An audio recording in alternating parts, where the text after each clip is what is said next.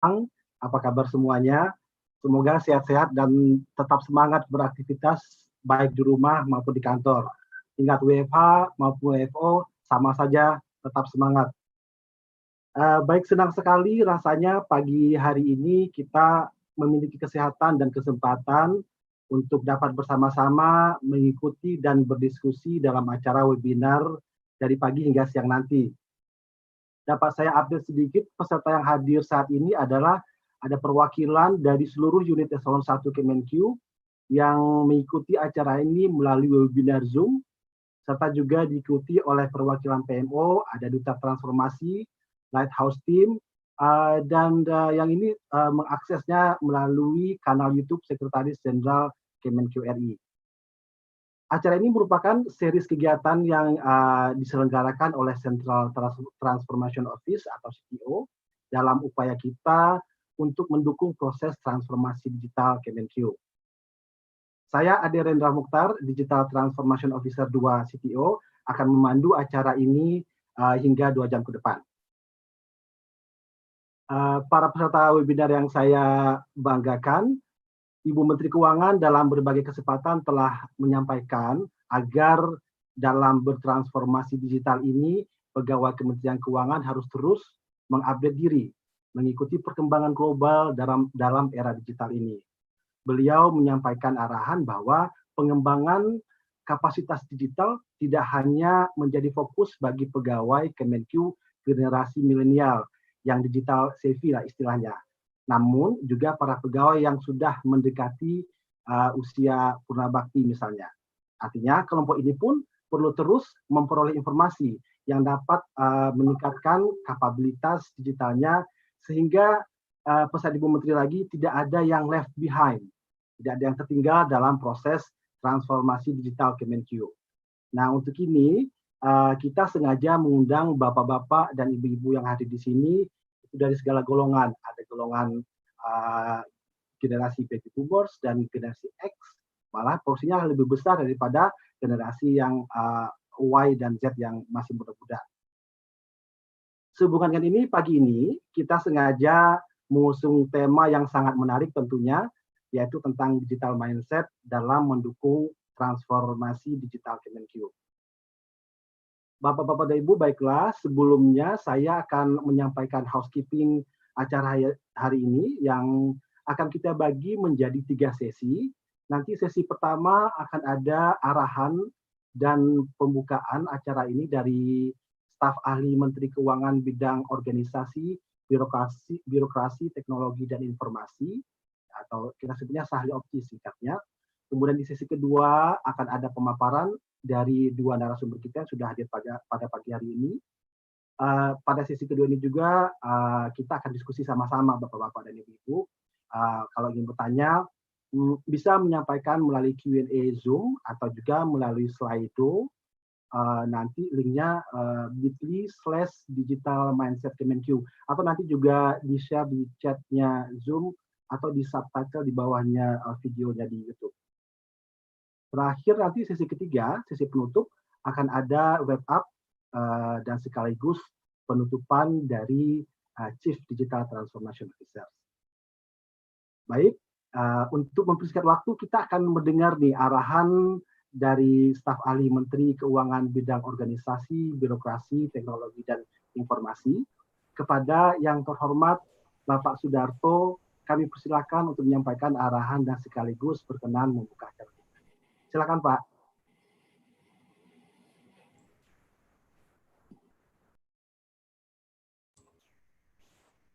Oke, terima kasih Mas Ade. Selamat pagi Pak. Warahmatullahi wabarakatuh. Yang kami hormati ya, Prof. Eko dan juga Pak Arja ya dari Gojek ya. Iya Pak, terima kasih Pak. Pagi ini kita akan diskusi ya terkait dengan digital mindset ya. Itu adalah bagian daripada culture ya, digital culture kita. Arahan Ibu Menteri jelas bahwa this is very timely ya, untuk kita speed up digital transformasi di lingkungan Kementerian Keuangan. Ya. Kita sudah melihat di situasi COVID saat ini, ya, kita bisa tetap bekerja dengan baik, dan dari beberapa kali survei yang telah dilakukan memperlihatkan bahwa produktivitas lebih baik, ya, dan juga preferensi dari kita semua ternyata kita lebih senang kerja secara fleksibel, ya, fleksibel dalam artian bisa di rumah, di kantor, ataupun di home base-nya. Ya. Oleh karena itu, kita harus terus memupuk salah satu fondasi dari digital ekosistem tersebut. Apa itu? Culture. Ya. Dan culture itu terbentuk dari mindset kita, teman-teman semuanya, ya. Jadi kalau kita bicara digital mindset itu, jangan selalu pikir, wah, berarti kita harus tahu dong berbagai macam IT, tidak, ya. Kita bedakan antara digital mindset dengan digital literasi, ya, ataupun kemampuan kita untuk menggunakan peralatan teknologi gitu.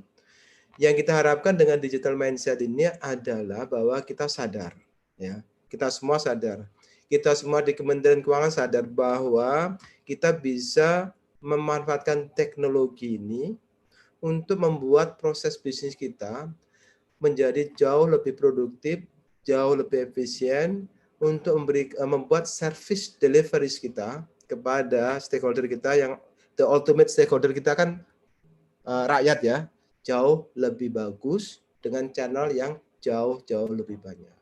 Jadi Bapak Ibu semuanya, diskusi pagi ini adalah akan mengajak kita semua, ya, untuk membuka pikiran kita, ya, membuka pikiran kita bahwa di luar sana itu luas banget gitu, bahwa di sana itu teknologi sudah berkembang dengan sangat cepat, yang, ya, mau tidak mau, ya, harus kita adopsi, ya, harus kita sinergikan dengan proses bisnis kita, harus kita utilisasikan, harus kita kapitalisasi untuk benefit, ya, tentunya kita sendiri dan the ultimate stakeholder kita yaitu adalah masyarakat. Jadi mindset pikiran kita harus terbuka di situ, ya. Bahwa pikiran kita juga harus berkembang, ya. Pikirannya berkembang. Saya kasih contoh, misalnya di tahun-tahun awal 2010 kita selalu berpikir gimana ya kita bisa membuat transaksi yang elektronik, misalnya kayak penerimaan negara secara elektronik gitu. Kita selalu berpikir daerah terpencil di Indonesia dan sebagainya. Saat ini, ya, lebih dari 90% wilayah Indonesia sudah tercover dari internet. Jadi artinya no issue dengan jaringan dan sebagainya. Artinya bahwa pikiran kita harus berkembang. Teknologi berkembang, scoping-nya juga harus kita tambah. Selanjutnya, Bapak Ibu semuanya, ini penting banget nih di dunia di transformasi itu. Transformasi itu tidak harus kita berjuang sendiri. Transformasi itu artinya adalah kolaborasi, ya kan? Dengan kolaborasi, orang yang ahli misalnya ngurusin infrastruktur, menyediakan infrastrukturnya. Di CDRC makanya disediakan oleh Sekjen sebagai unit sentral, ya kan? Aplikasi misalnya settlement disediakan oleh Ditjen Perbendaharaan, ya kan? Kemudian baik itu penerimaan maupun pengeluaran. Untuk proses bisnisnya masih di masing-masing eselon 1, ya. Artinya apa? Akan ada terjadi spesialisasi, dari spesialisasi semakin bagus itu kolaborasi akan semakin baik. Jadi Bapak Ibu semuanya, jangan berarti bahwa kalau kita punya suatu kewenangan kita harus membangun aplikasi sendiri. Itu zaman dulu. Zaman dulu itu adalah economic of owning. Saat ini adalah economic of sharing. Disitulah muncul optimalisasi dari aset, ya, yang kita miliki. Jadi kita bisa mengharapkan full benefit dari investasi IT ataupun yang lainnya, ya. Selanjutnya adalah saya harapkan dengan digital mindset itu kita semua agile, ya. Agile dalam artian bahwa tidak ada yang selamanya itu tetap. Bahwa kita itu berkembang dengan sangat cepat, ya. Bahwa tuntutan itu sangat cepat sekali, ya. Apalagi di dunia di situasi COVID-19 saat ini gitu, ya. pemerintah launching ya berbagai program yang membutuhkan intervensi dengan sangat cepat, ya kan. Bayangkan mungkin 2-3 tahun lalu kita nggak pernah bayangkan dalam 1 bulan kita bisa menyalurkan bantuan sosial lebih dari 30 juta keluarga penerima manfaat. Dan itu no cash, ya. Tidak no cash sama sekali. Masih banyak hal yang bisa kita lakukan di sana, ya. Secara teknologi banyak hal bisa kita lakukan di sana. Artinya bahwa kita berpikir secara agile, ya, sehingga kemudian Bapak Ibu semuanya di dalam transformasi selalu saya sampaikan jangan saling menunggu, ya. Transformasi itu hanya berjalan dengan bagus kalau kita saling menarik gitu. Kalau misalnya kita siap di bidang ini, kita harus menarik. Oleh karena itu pagi ini kita bicara digital mindset, ya. Mudah-mudahan digital mindset kita, digital culture kita akan menarik semuanya, proses bisnis maupun investasi kita, sehingga kita semakin cepat menuju tadi, ya. Dan terakhir yang saya sampaikan Bapak Ibu semuanya, bahwa COVID-19 ini, ya, dari beberapa riset mempercepat digital transformation itu 5-6 tahun lebih cepat gitu, ya. Jadi Kementerian Keuangan yang selalu mendapatkan penghargaan, ya, we are in the situation, ya, di mana kementerian lain juga berkembang dengan sangat cepat, di mana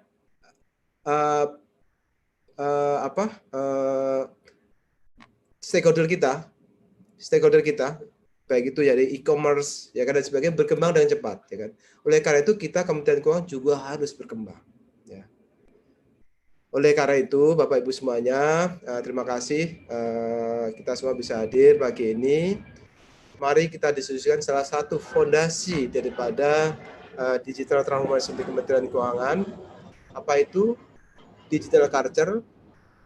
Lebih sempit lagi adalah cara berpikir kita, cara pandang kita, cara kita berpikir untuk mengutilisasi teknologi informasi, sehingga kita bisa menghilangkan barrier, ya, barrier untuk mengeksplor, ya, untuk mengeksplor teknologi, ya, sebanyak-banyaknya, semaksimal mungkin untuk terus kita melakukan perbaikan. Saya bisa katakan the sky is the limit gitu, ya. Teknologi dunia IT itu the sky is the limit. Semuanya kelihatannya sepanjang kita fight untuk mencapai itu, selalu ada jalan kita untuk mencapai di sana, ya. Tapi founding block-nya tadi, blok-bloknya harus kita bangun tadi. Termasuk at the end, yang menentukan berhasil tidak adalah kita sendiri. People-nya itu, ya kan.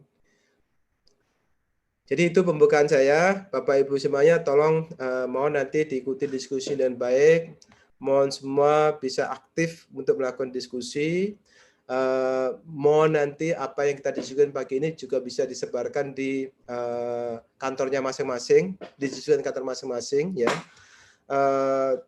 Sekecil apapun kontribusi Anda, it's really matter, ya. Itu sangat penting sekali, ya. Karena kalau kecil-kecil tapi nanti kita gunggung, kita jumlah pasti akan jadi besar, pasti akan terus istilahnya terus bergulir gitu, ya. Akan jauh lebih. Mewakili panitia, mohon maaf kalau ada kesalahan, ya. Mudah-mudahan acara ini bisa berjalan dengan baik. Jaga terus kesehatan. Terima kasih Prof. Eko, Pak Ardi, ya. Mudah-mudahan kita semua bisa mengikuti acara ini dengan sebaik-baiknya. Dengan mengucapkan Bismillah, acara ini kami buka. Bismillahirrahmanirrahim. Wassalamualaikum warahmatullahi wabarakatuh. Selamat pagi. Kami bukakan ke Mas Adi. Monggo Mas Adi. Waalaikumsalam warahmatullahi wabarakatuh. Terima kasih Pak Sudarto atas saran yang sangat menginspirasi kita pagi ini. Saya yakin setelah mendengar arahan Bapak, kita akan semakin semangat lagi nih Pak, dan lebih antusias lagi untuk mengikuti acara ini sampai siang nanti. Nah, sebelum kita mulai masuk ke sisi pemaparan nih dari kedua narasumber, saya mengajak bapak-bapak dan ibu-ibu agak santai sejenak nih, sambil pooling kecil-kecilan aja. Ada satu pertanyaan saja yang akan kita coba tanyakan ke bapak-bapak dan ibu-ibu untuk melihat kira-kira nih gambaran kondisi para partisipan yang hadir di sini nih terkait digital mindset-nya seperti apa.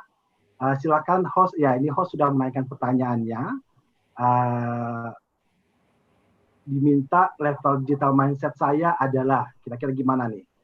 Apakah non-digital mindset? Saya kasih waktu, set timer saya 40 detik aja ya. Mulai dari sekarang. Level digital mindset saya adalah apakah non-digital mindset, tidak tahu manfaat alat digital dan tidak pernah memakainya, atau digital usage oriented mindset, bisa memakai tapi kurang paham apa manfaatnya. Ya mungkin kayak ikutan aja lah kira-kira gitu. Kemudian yang C, digital knowledge oriented, tahu adanya peralatan digital tapi nggak pemakai, bukan pemakainya. Yang D, digital mindset, tahu atau punya pengetahuan terkini tentang digital dan juga pengguna perangkat digital ini. Ya, waktunya 10 detik lagi. Oke. Host bisa menutup poolingnya sekarang.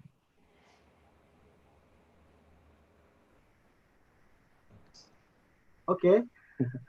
Ini sangat menarik sekali.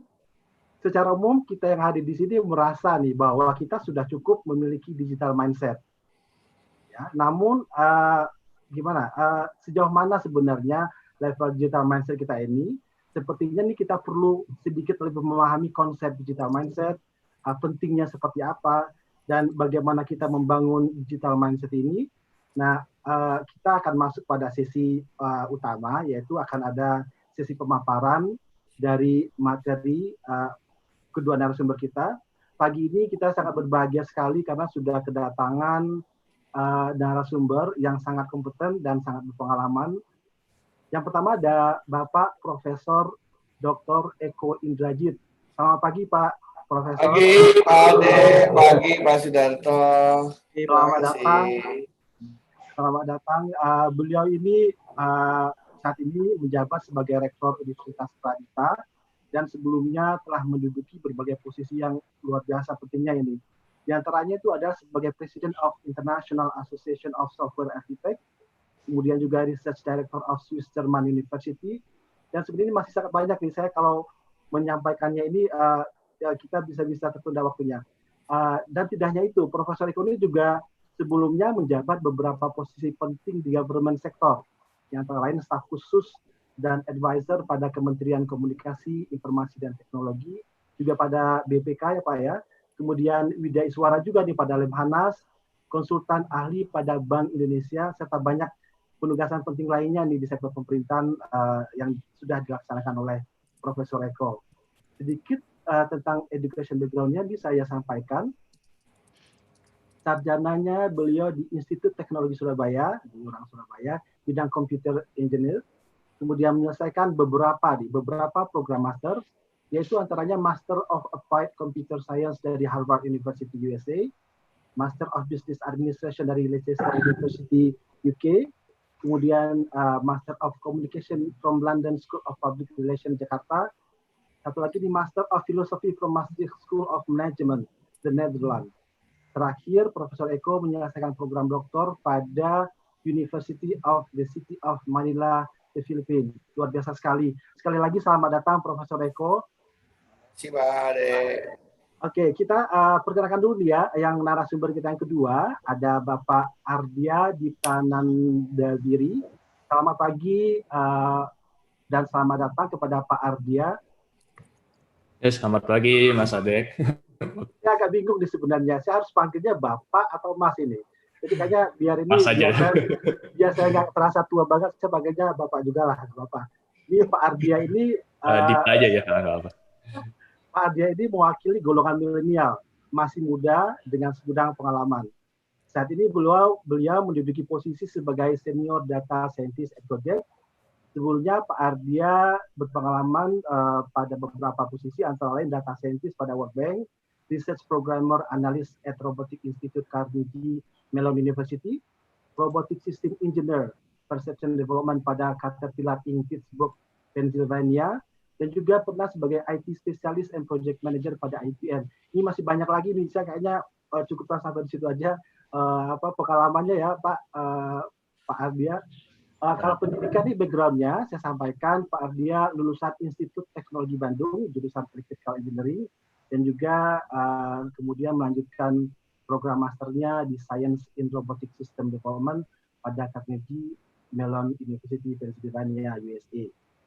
Saya senang sekali bisa mengenal kedua narasumber kita yang sangat luar biasa. Tapi mungkin kita akan semakin mengenal lagi ketika para narasumber kita akan menyampaikan paparannya. Baiklah, sekarang kita masuk pada sesi pemaparan pertama yang dari Bapak Profesor Eko. Kepada Profesor Eko, waktu dan sempat kami persilakan Pak. Silakan. Terima kasih Pak Ade, Pak Sudarto yang kami hormati, Bapak Ibu sekalian, Pak Ardia. Saya waktunya berapa lama Pak Ade? Pengen saya sih 2 jam Pak, tapi kayaknya karena waktunya kita batasi 30 menit aja Pak. 30 menit, oke. Soalnya di kampus Digital Mindset itu 1 semester Pak Sudarto. 1 semester saya ringkas dalam 30 menit ya, luar biasa sekali. Baiklah Bapak Ibu sekalian, ya selama 1 tahun ini sebelum pandemi itu saya keliling organisasi, keliling BUMN, keliling perusahaan, semuanya bicara mengenai digital transformation begitu ya. Dan memang syaratnya transformasi bisa berhasil itu kalau mindsetnya benar, gitu ya. Karena kebanyakan sekaligus ingin lapor kepada Pak Sudarto ini, kebanyakan mindset orang Indonesia bukan mindset digital sesungguhnya, tapi lebih banyak mindsetnya itu mindset digitalisasi, Pak. Ya, jadi bisnis prosesnya tetap, cuma dirubah jadi plus digital gitu istilahnya. Jadi misalnya, dulu mengisi formulir itu pakai kertas, Pak. Sekarang mengisi formulir pakai aplikasi. Wah. Tapi itu kan sama-sama ngisi formulir ceritanya. Dulu ngisinya nulis, sekarang ngisinya pakai tangan. Nah, menurut saya itu masih dalam tataran konsep digitalisasi. Kalau dalam konsep tataran digital mindset, pertanyaannya adalah, perlu nggak sih ngisi formulir? Jangan-jangan nggak perlu. Nah, itu adalah tataran digital mindset. Jadi, udah bisa dilihat dia presentasi saya ya, Pak Ade ya? Kelihatan? Kelihatan, Pak. Kelihatan. Nah, ya, kelihatan, jadi Pak, kelihatan ya. Kelihatan ya, Oke. Di tengah-tengah nanti saya akan chatting-chattingan sama Bapak Ibu sekalian. Jadi siapkan chattingan Anda. Biar teman-teman nanti melihat ada di mana. Tadi kan sudah dimulai dengan Pak Ade ya, memberikan polling ya. Jadi berbagai organisasi berlomba-lomba melakukan transformasi, terutama dalam menghadapi 4.0 ya. Dan transformasi tanpa digital mindset yang benar itu hasilnya tidak signifikan. Akhirnya itu biasa-biasa aja. Bahkan ada yang berbalik malah menyusahkan. Ya. Jadi ada yang bilang, wah enak pakai manual dulu Pak daripada sekarang. Nah, itu karena masih berpikir pada konsep digitalisasi atau yang dikatakan Pak Sudarto sebagai digital literasi tadi. Digital mindset lebih jauh lagi Bapak Ibu. Apa itu? Yaitu bukan sekedar digitalisasi, itu cara pandang atau pola pikir yang dilandaskan pada pemahaman yang utuh akan konsep serta karakteristik digital. Tujuannya apa? Menawarkan solusi yang optimum, yang cenderung inovatif dan disruptif. Tadi sudah disampaikan oleh Pak Sudarto. Nah, ini digital mindset ini kayak cinta Pak Sudarto. Sulit dikatakan, didefinisikan gitu ya. Tetapi kalau dikasih contoh menjadi mudah. Nah, jadi saya untuk 30 menit ini Pak Ade, agar teman-teman di Kementerian Keuangan ini dapat mudah memahaminya, mari kita bikin sejumlah permainan sederhana. Nah, saya akan membuka chattingan saya, dan saya ingin menyaksikan chattingan dari bapak-bapak, ibu-ibu secara sederhana saja. Di dompet bapak-bapak, ibu-ibu itu ada KTP, minimum ada SIM, itu namanya kartu plastik. Coba silakan bapak-bapak, ibu-ibu membuka dompetnya, kemudian hitung ada berapa kartu plastiknya, kita lomba banyak-banyakan. Silakan ditulis di chatting, saya pengen tahu. Semua ya, KTP, SIM, ATM, apalagi itu, kartu Indomaret, diskon, kartu, apalagi, kartu untuk Jim, oke. Pak Aditya 3, Pak Made Edi 8. Wah, semua kartu ya. Wah, ini Mbak Eti 15. Wah, sementara menjuarai Mbak Eti 15, Pak Tanta 12. Isdariana 18, Pak. 18 kartu. 12, 5, 7, 12. Pak Asep 20 kartu. Wah, juaranya Pak Asep ini. Ada 20 kartu. Oke. Bapak Ibu, kalau kita rata-ratakan, Pak Agung memegang rekor, Pak Agung Pratama 22 kartu baru saja dihitung. Itu pertanyaan saya adalah, kalau setiap organisasi di seluruh Indonesia, kalau seluruh perusahaan di Indonesia mengeluarkan satu kartu, kira-kira dompet kita seperti apa Bapak Ibu di kemudian hari? Nah, kenapa? Karena setiap perusahaan, setiap organisasi merasa bahwa mereka berhasil melakukan digitalisasi yang diakhiri dengan membuat satu kartu. Tapi mereka lupa bahwa customer-nya ini kan kita. Kalau semua organisasi melakukan hal itu, saya tinggal menunggu dompet saya nanti isinya 52 kartu kayak kartu remi. Karena setiap organisasi dan setiap perusahaan mengeluarkan satu kartu sebagai bagian dari proses digitalisasinya. Nah, sekarang saya tanya ke Bapak Ibu sekalian, kalau kita menggunakan digital mindset secara benar, kira-kira kita butuh berapa kartu? Ayo chattingkan. Kalau kita benar-benar menggunakan digital mindset dengan benar, kita butuh berapa kartu? Nah, itu jawabannya ada semua. Udah jago semua. 1, 0. Bagus. Karena Singapura dan Hong Kong butuh satu kartu, tapi China merasa tidak butuh kartu sama sekali. Karena dengan digital mindset kita tahu bahwa yang kita butuhkan bukan kartunya, tetapi informasi atau data mengenai identitas manusianya dan rekam jejak terkait dengan perjanjian dia dengan organisasi tersebut. Jadi kita hanya menggunakan satu kartu sudah cukup, atau seperti negara China sekalian tidak perlu kartu karena semuanya sudah dia taruh di satu aplikasi atau apps. Sementara Jepang sudah mempersiapkan tidak perlu pakai apps juga, tidak perlu pakai handphone juga. Cukup menggunakan wajah Anda dan semua transaksi akan dihubungkan ke server pusat. Terjadilah semua transaksi, interaksi, dan lain sebagainya. Itulah digital mindset. Ya, nah ini terlepas dari kenapa banyak, silakan Bapak Ibu pikir masing-masing. Karena kalau kita tidak mengurangi jumlah kartu kita, maka kita akan sulit bersaing dengan negara lain. Karena bagi saya, kartu menggambarkan semakin banyak kartu, semakin tidak efisien sistem database, sistem informasi, sistem pembayaran di Indonesia. Ini pertanyaan pertama ya. Coba kita mulai contoh yang kedua.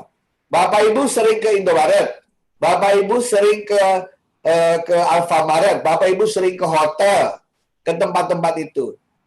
Coba sharing ke saya, rata-rata kalau Bapak Ibu ke kasir, melihat berapa edisi coba? Kasih tahu saya Bapak Ibu. Rata-rata melihat berapa edisi kalau Anda ke kasir, Indomaret, Alfamaret. Nah, itu Anda lihat sendiri kan, 45, 45, 53, 45. Pertanyaan saya, kalau kita menggunakan digital mindset yang benar, kita perlu berapa edisi? Kan begitu selalu. Jawabannya sama semua. Karena kalau kita ke Singapura, di merchant itu edisinya satu semua. Kenapa? Karena digital mindset. Betul kan ya? Nah, di kita malah berlomba-lomba menjejerkan itu semua edisi. Karena masing-masing bank, masing-masing merchant, masing-masing provider keuangan pengen punya sendiri-sendiri. Kalau tidak ada semangat sharing, itu masih digitalnya jauh dari digital mindset. Kita boleh memiliki alasan lebih ekonomis karena saingan dan lain sebagainya. Tapi kalau kita lihat dari totality system, kita sebenarnya rugi. Ya. Nah, sekarang Pak, mari kita lihat.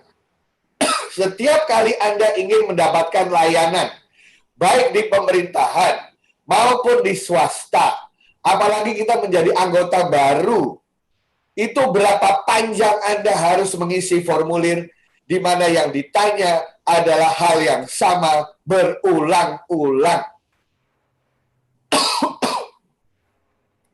Sudah jelas pertanyaannya, jawabannya ada di KTP. KTP-nya ya masih diminta kita suruh nulis ulang. Tuh, Pak Ian bilang 3 lembar, Pak Roman bilang 2 lembar, Mbak Ayu bilang 3 lembar. Pak Pak Gunawan bilang berlembar-lembar. Pertanyaan saya, kemana semua data kita yang selalu diminta setiap hari? Kemana semua data kita yang diminta setiap hari? Orang Facebook, YouTube aja nggak minta kok. Kalau mau buka YouTube bilang, datanya sama dengan Facebook, klik, datanya pindah semua. Buka Gmail, datanya sama dengan YouTube, sama, klik, pindah semua. Itulah digital mindset. Lah kita sudah jelas dari satu negara yang saling terhubung dengan yang lainnya, kita diminta untuk mengisi ulang lagi. Berapa panjang formulir yang harus kita isi? Wah, itu banyak yang curhat tuh. Kertasnya jadi bungkus gorengan. Udah KTP, diminta fotokopinya. Oke? Nah, benar sekali nih Pak Roma. Cukup nomor KTP saja harusnya. Ya benar. Nah, jadi kita nggak tahu berapa banyak kita ini menggunduli hutan kita hanya untuk mengisi kembali kertas yang banyak sekali itu. Oke? Good. Sekarang kasus berikutnya. Pak, kalau Bapak ingin melamar sesuatu, itu selalu diminta persyaratan, Pak. Berapa banyak dokumen persyaratan yang harus Bapak Ibu siapkan untuk bisa apply sesuatu, coba. Waduh, banyak, Pak. 12, 10. Minta KTP, minta apa lagi, Pak? Minta kartu keluarga, minta akte kelahiran, ya, minta KTP istri, semua diminta Pak, berulang-ulang kembali. Mau ngambil S3, dia minta data S2, mau ngambil S3 itu minta ijazah S2, minta ijazah S1, minta ijazah SMA, minta KTP, minta akte kelahiran, minta kartu keluarga. Bayangin. Kalau kita, betul tuh, Pak Rahmat bilang, dibutuh legalisasi lagi. Legalisasi masih ingat Bapak ya, dilegalisir itu, kita harus kembali ke kampusnya karena kampusnya nggak mau melegalisasi kalau bukan orangnya yang datang. Nah, kalau kampus S2 saya ada di Universitas Cendrawasih dan kampus S1 saya ada di Syah Kuala, apa yang harus saya lakukan Bapak Ibu? Saya harus pergi membayar jutaan rupiah hanya untuk dilegalisir. Ya kan? Padahal kita tahu kalau ngambil S3 cukup syaratnya S2. Karena waktu ngambil S2 syaratnya ijazah S1. Karena waktu ngambil S1 syaratnya ijazah SMA. Terus begitu sampai ujungnya adalah akte kelahiran. Nah, Bapak Ibu sekalian, kita ini jauh sekali dari berpikir digital mindset. Digital mindset itu adalah semua simbol-simbol manual yang sudah pindah ke dalam bentuk elektronik. Itu bisa dimanfaatkan. Sehingga buat apa kita minta legalisir? Kalau Bapak ingin tahu saya ini sah lulusan ITS apa tidak, ya tinggal buka aja API-nya ITS, datanya ngalir Bapak cek. Atau Bapak cek forlabnya Dirjen Dikti itu ada nggak nama saya dulu lulus ITS tahun 92. Itu namanya digital mindset. Tapi kita menyuruh customer kita untuk ngumpulin begitu banyak dokumen dan lain sebagainya. We are far, far away from implementing our digital mindset. Studi yang kelima, Pak. Bapak udah sering ke hotel tertentu. Bapak sudah jadi pelanggan di mall tertentu. Saking seringnya Bapak Ibu itu kalau datang ke hotel yang sama disapa, halo Pak Budi, halo Pak Putu, halo Pak Marianto, halo Pak Agus. Begitu resepsionis dia minta apa, Bapak-Bapak? Resepsionisnya udah negur nih. Halo Pak Marianto, halo Pak Gunawan, halo Ibu Ida, halo Ibu Dewi. Wah, udah seneng kita, ramah. Habis itu dia minta apa?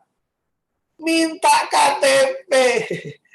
Semua pujian, semua keramahan, semua relasi customer yang begitu baik, hilang, sirna. Begitu dia minta KTP. Pertanyaan saya, Pak, saya ini kan pelanggan udah ribuan kali ke sini. KTP yang dulu kemana? Fotokopi yang dulu kemana? Dan kalau saya tanya kenapa minta KTP lagi, padahal mereka sudah kenal dengan saya, kira-kira jawaban standarnya apa Bapak Ibu? Chattingkan ke saya. Apa jawaban standar mereka kalau saya tanya? Kok minta KTP lagi? Tadi udah kenal manggil nama saya? Bagus. itulah prosedurnya, itulah SOP-nya, itulah formalisasinya. Bapak Ibu, dalam digital transformation, customer journey itu nomor 1. Bagaimana customer itu merasa nyaman, merasa aman, merasa senang dilayani. Nah, sekarang saya tanya Bapak Ibu, memang benar KTP itu adalah salah satu cara untuk kita bisa know your customer. Tapi KTP bukan satu-satunya cara. Ada 1001 cara dalam abad revolusi industri 4.0 ini untuk mengetahui dia orang yang otentik atau tidak. Ada sidik jari, ada smart card, ada retina mata, ada face recognition, ada ribuan cara. Tapi gara-gara di peraturannya tulis tunjukkan KTP, ya KTP terus yang diminta. Lah kalau semua udah bilang Dewi, Dewi, Dewi, semua udah bilang Agus, Agus, Agus, berarti kan namanya adalah itu. Nah, terima kasih nih. Ada masukan. Kita mau pensiun aja diminta masih banyak surat, Pak. Pak, jangankan pensiun, Pak. Saya minta layanan, dia minta akte kelahiran. Terus kalau saya bilang akte kelahiran hilang, dia bilang apa? Ya sudah, Bapak tidak bisa dapat layanan. Loh, saya ini berdiri di depan Bapak, apakah artinya saya ini tidak lahir? Itu kan ya. Akte kelahiran kan bukti bahwa seseorang lahir. Nah, orangnya berdiri di depan Anda dan suratnya hilang, mestinya langsung dilayani. Orang buktinya ada di depan kan artinya lahir. Nah, kita kadang-kadang tidak tahu mana tujuan, mana jalan mencapai tujuan. Tujuannya adalah know your customer, tujuannya adalah mendapatkan autentifikasi, tetapi caranya itu ada ribuan. Tidak hanya KTP, SIM, ada ribuan cara. Ya, Pak Ade, waktu saya tinggal berapa menit, Pak Ade? Masih Pak, sedikit lagi Pak. Masih sedikit lagi. Bagaimana cara absensi yang benar, Pak, menurut Bapak Ibu? Chattingin ke saya, Pak. Absensi yang benar itu bagaimana sih sebenarnya? Pakai apa sih? Saya pengen tahu ide-ide dari Bapak Ibu. Seperti apakah absensi yang benar? Mau sebagai karyawan, kayak sebagai staf, sebagai pimpinan. Elektronik, pakai HP, pakai klik. Nah, itu saya senang Pak Rizky tuh. Pak Rizky Yohanes sudah mulai punya benih-benih digital mindset. Kalau digital mindset pertanyaannya adalah, perlu nggak sih kita ini absen begitu? Itu digital mindset. Kenapa? Karena begitu handphone kita dinyalakan, kita udah diketahui kok kita ada di mana. Nah, teman-teman dari Gojek nanti akan sharing bahwa kalau handphone dinyalakan kan orang bisa tahu kita lagi di mana. BTS terdekat akan tahu kita roaming di mana. Apalagi pakai triangulasi dia bisa tahu kita ada di daerah mana. Nggak bisa bohong lagi. Nah, buat apa pakai absen-absen lagi? Ya, by definition dengan mengumpulkan data-data dari provider, kita bisa tahu yang bersangkutan ada di mana. Yang penting handphonenya nyala, kan begitu. Kalau dia mau bohong dari handphone, kamera CCTV ada di mana-mana di seluruh Indonesia ini. Bisa dikenali wajahnya dia sedang ada di mana. Nah, benar sekali Mbak Dani Resa, nggak perlu, tidak perlu. Dalam konteks digital mindset, kita bukan merubah dari manual menjadi digital, tapi kita berpikir, perlu nggak sebenarnya hal tersebut dilakukan? Itu yang namanya fundamental mindset. Dan seterusnya, ya. Nah, tadi kan dikatakan Pak Sudarto, Anda semua ikut pelatihan katanya. Sekolah-sekolah SD, SMP, SMA, dan kampus. Bapak Ibu, saya boleh tanya nggak? Berapa persen sih materi kampus, materi SD, SMP, SMA, biologi, fisika, kimia, matematika, sosiologi, yang tidak ada di internet? Berapa persen? Kasih tahu saya. 100% ada, 0% yang nggak ada di internet. Semuanya ada. Lah pertanyaan saya, kalau semuanya ada, kenapa kita mengundang instruktur, mengundang guru, mengundang dosen yang mengulang kembali pemberian konten itu? Nah, oleh karena itu model pelatihan pun berbeda. Kita belajar sendiri, nanti ketemunya sebentar aja. Untuk apa? Untuk mendalami, untuk latihan, untuk sharing. Itulah model pelatihan sekarang. Bukan kita menghabiskan waktu kita untuk mendengarkan konten yang sebenarnya kita bisa pelajari sendiri. Jadi berubah sekolah itu, berubah kampus itu, berubah cara pelatihan itu. Terima kasih. Yang ke-8, nah ini sekarang. Maunya Bapak Ibu gimana nih? Setelah pandemi usai, kira-kira apakah seluruh karyawan dan staf perusahaan harus hadir di kantor secara fisik? Kalau ada 5 hari, Anda inginnya berapa nih? Kasih tahu saya 5-0. Kalau 5 hari kantor, 0 hari di rumah. Kasih tahu saya 1-4. Kalau 1 hari di kantor, 4 hari di rumah. Ayo, skornya berapa? Ayo, 2-3 itu dari Pak Tio. 0-5. Wah, 3-2. 1-3, 1-4. Wah, ini bagus untuk dibikin riset ya. Di Kementerian Keuangan mana yang penting? 5-0, 0-5, 4-1, 1-4, 2,5, 2,5. Pak Sylvester Alon, luar biasa. Bu Sri Hartini, 2-3. Pak Indra 3-2. Ya, inilah skor kalau Real Madrid ketemu dengan Barcelona ya. Silakan nanti diskusikan dengan bos Anda masing-masing setelah new normal. Dan yang terakhir Bapak Ibu sekalian, sebagai penutup, kalau budaya digital itu ingin ada nanti, transformasi berhasil, kuncinya adalah mindset. Teknologi dikembangkan untuk memperbaiki kualitas kehidupan manusia, bukan sebaliknya. Nah, kita akan excuse. Saya yakin Bapak-bapak, Ibu-ibu akan excuse. Soalnya hukum kita begitu, Pak. Soalnya aturan kita begitu, Pak. Koordinasi antara kementerian susah, Pak. Koordinasi antara perusahaan susah, Pak. Justru yang namanya teknologi itu sudah tahu adanya kesusahan itu, dan mereka mencoba menyelesaikannya dengan teknologi 4.0. Dengan adanya big data, tidak diharapkan semuanya data itu harus terstruktur dan terhubung satu dengan yang lain.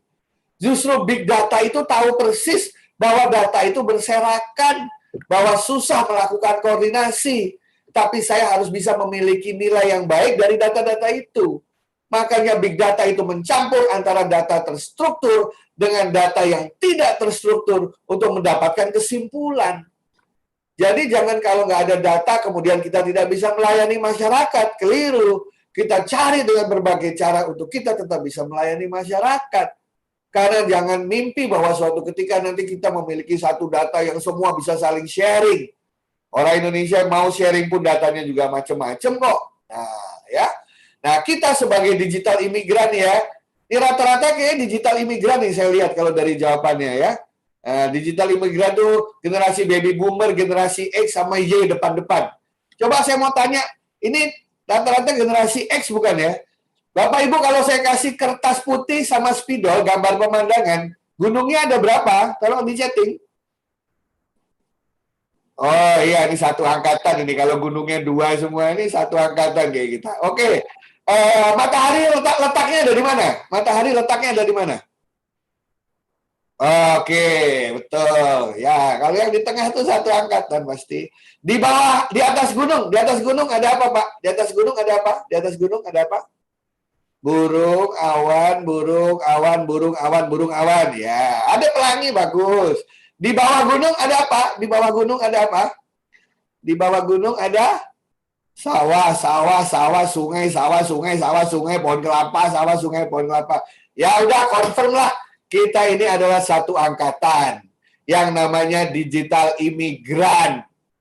Nah, kalau ingin belajar budaya mindset digital, belajarlah dari anak-anak kita yang merupakan digital native. Karena waktu mereka lahir, mereka melihat konsep internet dulu, sebelum melihat konsep bank, konsep pemerintahan, konsep sekolah, konsep rumah ibadah, dan lain sebagainya. Kalau kita terbalik, waktu lahir lihat dulu pemerintahan, lihat dulu bank, lihat dulu sekolah, baru lihat internet. Anak-anak sekarang berbeda. Dia waktu lahir lihat internetnya dulu. Berarti mindsetnya adalah mindset digital. Jadi Bapak Ibu, no more excuse. Ketika pihak lain atau negara lain bisa melakukannya, itu artinya Indonesia pasti bisa menerapkannya. Syaratnya mindset yang benar dan berani untuk melakukan penanaman budaya digital untuk kemaslahatan seluruh umat manusia dan warga negara Indonesia. Terima kasih Pak Ade, mudah-mudahan tidak lebih. Ini quote saya yang terakhir, ketika manusia berhenti belajar, maka pada hakikatnya yang bersangkutan telah berhenti menjadi manusia. Ya, saya kayak orang jualan obat ya Pak Ade ya, tapi ya itulah kalau ngomong sendirian sama kamera itu, kalau tidak ditemani chatting dengan bapak-bapak, ibu-ibu ini, saya tidak merasa nggak ada teman, tapi sekarang luar biasa sekali teman-teman Kemenkeu ini, jawabannya cepat semua, dan kayaknya dari jawaban ini kita satu generasi. Sekian dan terima kasih. Baik Pak, luar biasa. Saya dari tadi nih Pak Eko susah dengan ketawa loh Pak, beneran. Ini responnya ada gunungnya dua, terus ya itu exactly yang memang di generasi saya juga begitu Pak, karena saya juga termasuk generasi yang tua lah kira-kira. Ini malah sepertinya saya pengen nanya jadinya Pak Eko. Pak Eko ngajar sekarang semester berapa Pak? Kayaknya saya pengen kuliah lagi deh Pak. Belajar apa lagi nih kayaknya semangat jadinya. Saya lupa jualan Pak Ade. Saya punya channel namanya Ekoji Channel YouTube. Oh siap Pak. Ya, Oke. Tolong subscribe ya. Nah, saya tulis. Subscribe, like, share. Terima kasih banyak Pak Eko. Ini sebenarnya saya juga nggak tertampar juga tadi. Saya ngerasa saya sudah cukup memiliki digital mindset. Ternyata pas saya cek kartu saya juga banyak Pak. Aduh, jadi nggak apa-apa. Paling nggak kita sudah mendapat gambaran dan arahan konsep digital itu seperti apa dari Pak Eko. Ini Pak sebenarnya masih banyak pertanyaan ini dari para partisipan juga. Tapi sepertinya harus bersabar dulu karena kita dulu. Nanti kita akan coba diskusi lagi di akhir setelah sesi pemaparan dari narasumber kita yang kedua. Berikutnya kita mohon Pak Ardia untuk menyampaikan paparannya kepada Pak Ardia. Waktu dan tempat kami silakan Pak Ardia, silakan Pak. Halo, baik. Assalamualaikum warahmatullahi wabarakatuh. Waalaikumsalam. Ya, terima kasih sebelumnya Mas Adek, Pak Sudarto, dan juga pemaparannya Profesor Eko. Senang sekali saya dengar pemaparan Profesor barusan. Kayaknya kalau seandainya dulu kuliah, ya saya pasti ikut kelasnya Pak Eko kayaknya dulu. Thank you, Pak ya. Aduh, ya juga selamat pagi semua, bapak-bapak, ibu-ibu. Jadi hari ini sebenarnya saya ingin cerita tentang digital mindset dan kira-kira saya share sedikit juga tentang apa yang di Gojek itu seperti apa sih digital mindset-nya gitu sih. Intinya gitu. Sebentar, saya coba. Ini saya share screen. Sebentar.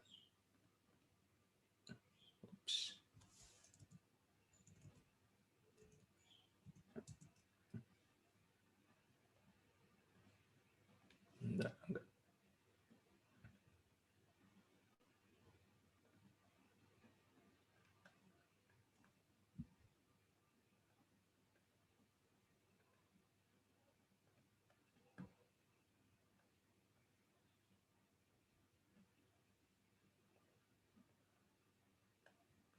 Nah, mudah-mudahan udah kelihatan slide saya ya. Kelihatan, Pak. Oke, siap. Nah, jadi oke, bismillahirrahmanirrahim. Ini sekilas portfolio saya. Tadi sebenarnya udah dijelaskan Mas Adek, jadi saya skip aja bagian ini. Nah, sebenarnya hari ini saya ingin cerita tentang 3 hal aja nih, Bapak-bapak, Ibu-ibu. Jadi 3 poin. Yang pertama tentang digital revolution di industri 4.0 gitu. Yang kedua, pentingnya digital mindset itu gimana? Impact-nya terhadap growth itu seperti apa sih gitu. Jadi saya sempat mempelajari beberapa survei, research, dan kira-kira pentingnya digital mindset ini seperti apa gitu di banyak company. Dan yang terakhir, 5 aturan dasar untuk mendevelop digital mindset gitu sih. Jadi ya pemaparannya sekedar tambahan dari Profesor Eko tadi, yang sebenarnya menurut saya udah sangat bagus, udah sangat applicable. Jadi saya tambahkan sedikit saja informasi dan mungkin saya share sedikit tentang hubungan dengan di Gojek seperti apa kayak gitu. Nah, jadi kalau kita lihat lagi digital revolution di industri 4.0, nah ini kita sudah tahu semua kan ya sekarang di industri 4.0 ini mungkin bosan banget dengarnya, mulai dari 1, 2, 3, 4. Jadi ya seperti kita tahu dari industri yang pertama itu mulai mechanization, yang kedua mulai mass production, yang ketiga mulai menggunakan automation, terus yang keempat sekarang kita menggunakan IoT, machine learning, autonomous system dan seterusnya. Dan impact-nya ini seperti apa gitu. Nah ini dari McKinsey dikatakan bahwa kalau yang di industri 4.0 sekarang ini itu diprediksi punya GDP annual growth-nya 1,2% dibandingkan 3 revolusi industri yang sebelumnya gitu. Dan yang industri 4.0 ini merupakan diprediksi memiliki impact yang terbesar dibanding 3 industri yang sebelumnya kalau digabung gitu. Kurang lebih mirip dengan 3 revolusi industri yang sebelumnya digabung. Jadi gitu. Jadi ini penting banget sih kalau ini cara kita memahami impact-nya revolusi industri yang sekarang, yang digital ini apa sih gitu. Jadi kalau sebagai gambaran sedikitnya, saya sebagai seorang data scientist, jadi saya harus bisa menggunakan data itu untuk membantu membuat decision maker gitu, untuk membantu kita membuat keputusan lebih baik, bagaimana kita bisa membuat aplikasi kita ini lebih disukai oleh para customer kita, bisa membantu para driver partner kita, nah kayak gitu. Nah, ini kalau dari pertumbuhan datanya secara global itu diprediksi dari tahun 2018 itu kita punya 33 zettabyte ya, itu 33 triliun gigabyte. Nah bayangkan kalau ya 33 triliun gigabyte, dan sampai 2025 itu sampai 175 zettabyte. Itu pertumbuhannya sangat eksponensial. Gitu ya. Jadi gimana? Dengan pertumbuhan sangat eksponensial ini, itu amat sangat sayang kalau kita tidak menggunakan data ini untuk membuat keputusan lebih baik di era digital ini gitu loh. Jadi itu sebelum masuk ke digital mindset, jadi saya ingin coba menekankan betapa pentingnya kita bisa menggunakan data-data ini untuk membantu kita membuat keputusan. Jadi kasus-kasus yang diutarakan oleh Profesor Eko tadi sangat menarik, ya itu bagaimana cara kita bisa sebenarnya memanfaatkan data yang ada sekarang gitu loh. Sekarang data ini udah banyak banget, dan saya setuju banget kalau ya big data ini gabungan struktur dan non-struktur data, tinggal bagaimana kita memanfaatkannya. Nah, jadi pertumbuhan memang sangat eksponensial kayak gitu loh. Ini dari Seagate kalau nggak salah ya. Nah, opportunity sendiri jadi kalau diprediksi, ini dari riset dari McKinsey, kurang lebih sampai 10 tahun ke depan, yaitu 2030, bahkan company yang sudah menerapkan high digital maturity, jadi yang sudah mengadopsi digital dengan teknik tinggi, yang sangat tinggi, itu sampai akhir tuh dia baru 60% memanfaatkan data ini gitu loh. Jadi baru mengoptimalkan 60% dari opportunity yang ada, dibandingkan dengan average company yang hanya 48%. Nah, jadi intinya apa? Ini sebenarnya sampai ke depan masih banyak sekali opportunity yang bisa kita explore gitu di situ. Nah, jadi saya kok nggak dipakai? Ya sekali itu sih. Jadi kita sekarang di era yang data berseliweran, teknologi digital sudah sangat mumpuni gitu. Jadi kalau nggak dipakai, sayang aja gitu loh. Dan itu berusaha bisa membantu. Nah, gitu. Jadi sebelumnya impact-nya memang gimana ya kalau kita dengan punya digital mindset. Nah, ini saya coba mempelajari beberapa research yang ada. Ya, terus saya temukan dari research dari Accenture itu baru di awal Januari ini 2020. Jadi mereka mensurvei kurang lebih ada 8.300 company. Itu ada di across 20 industri dengan 20 countries. Di antara 8.300 ini eksekutifnya jadi termasuk dari orang IT, eksekutif IT, dan non-IT, 885 di antara adalah CEO. Nah, mereka ini disurvei berdasarkan 3 faktor utama tentang digital mindset, digital adoption. Yang pertama adalah adoption dari certain teknologi. Jadi adopsinya sudah sejauh mana sih gitu loh. Yang kedua, penetrasinya sudah sejauh mana, penetrasi teknologi ini. Apakah sudah diterapkan ke seluruh bagian, atau baru diterapkan ke hanya bagian tertentu saja. Nah, yang ketiga adalah culture change. Jadi bagaimana teknologi digital ini diterapkan di keseharian company tersebut sebagai culture gitu. Nah, jadi dari 3 faktor ini 8.300 company disurvei dan mereka membagi hasil skornya kurang lebih seperti ini. 10% yang paling tinggi skornya disebut pemimpin. Jadi yang menerapkan digital adoption paling tinggi itu top 10%. Yang tengah-tengah yaitu ranking 40-60%, itu disebut tengah-tengah. Dan yang 25% terbawah itu dianggap yang terlambat. Atau ini istilahnya disebut laggard gitu. Jadi nge-lag yang terlambat apa aja gitu. Jadi dari 3 ini ternyata banyak sekali insight yang bisa ditarik gitu loh. Kita bisa membandingkan impact yang dimiliki oleh bagaimana perusahaan yang sudah menerapkan digital mindset dengan perusahaan yang belum. Nah, gitu. Secara summary, ternyata memang dari semua yang leader tadi, baik dan yang tengah-tengah maupun yang tertinggal, laggard, ternyata yang leader ini yang sudah menerapkan digital mindset secara keseluruhan di company, itu mereka memiliki rata-rata pertumbuhan revenue company-nya 9% per tahun. Dibandingkan yang tidak menerapkan atau yang sangat tertinggal, yaitu 4%. itu impact-nya bisa hampir 2 kali lipat gitu kalau kita summary ya. 2 kali lipat lebih. Jadi pertumbuhan growth yang bisa dimiliki oleh sebuah perusahaan atau sebuah institusi apapun, nah itu bisa sangat mempercepat dari matriks perusahaan tersebut gitu. Kurang lebih gitu, in summary. Nah, jadi kalau kita lihat, nah ini ada 5 rule digital mindset.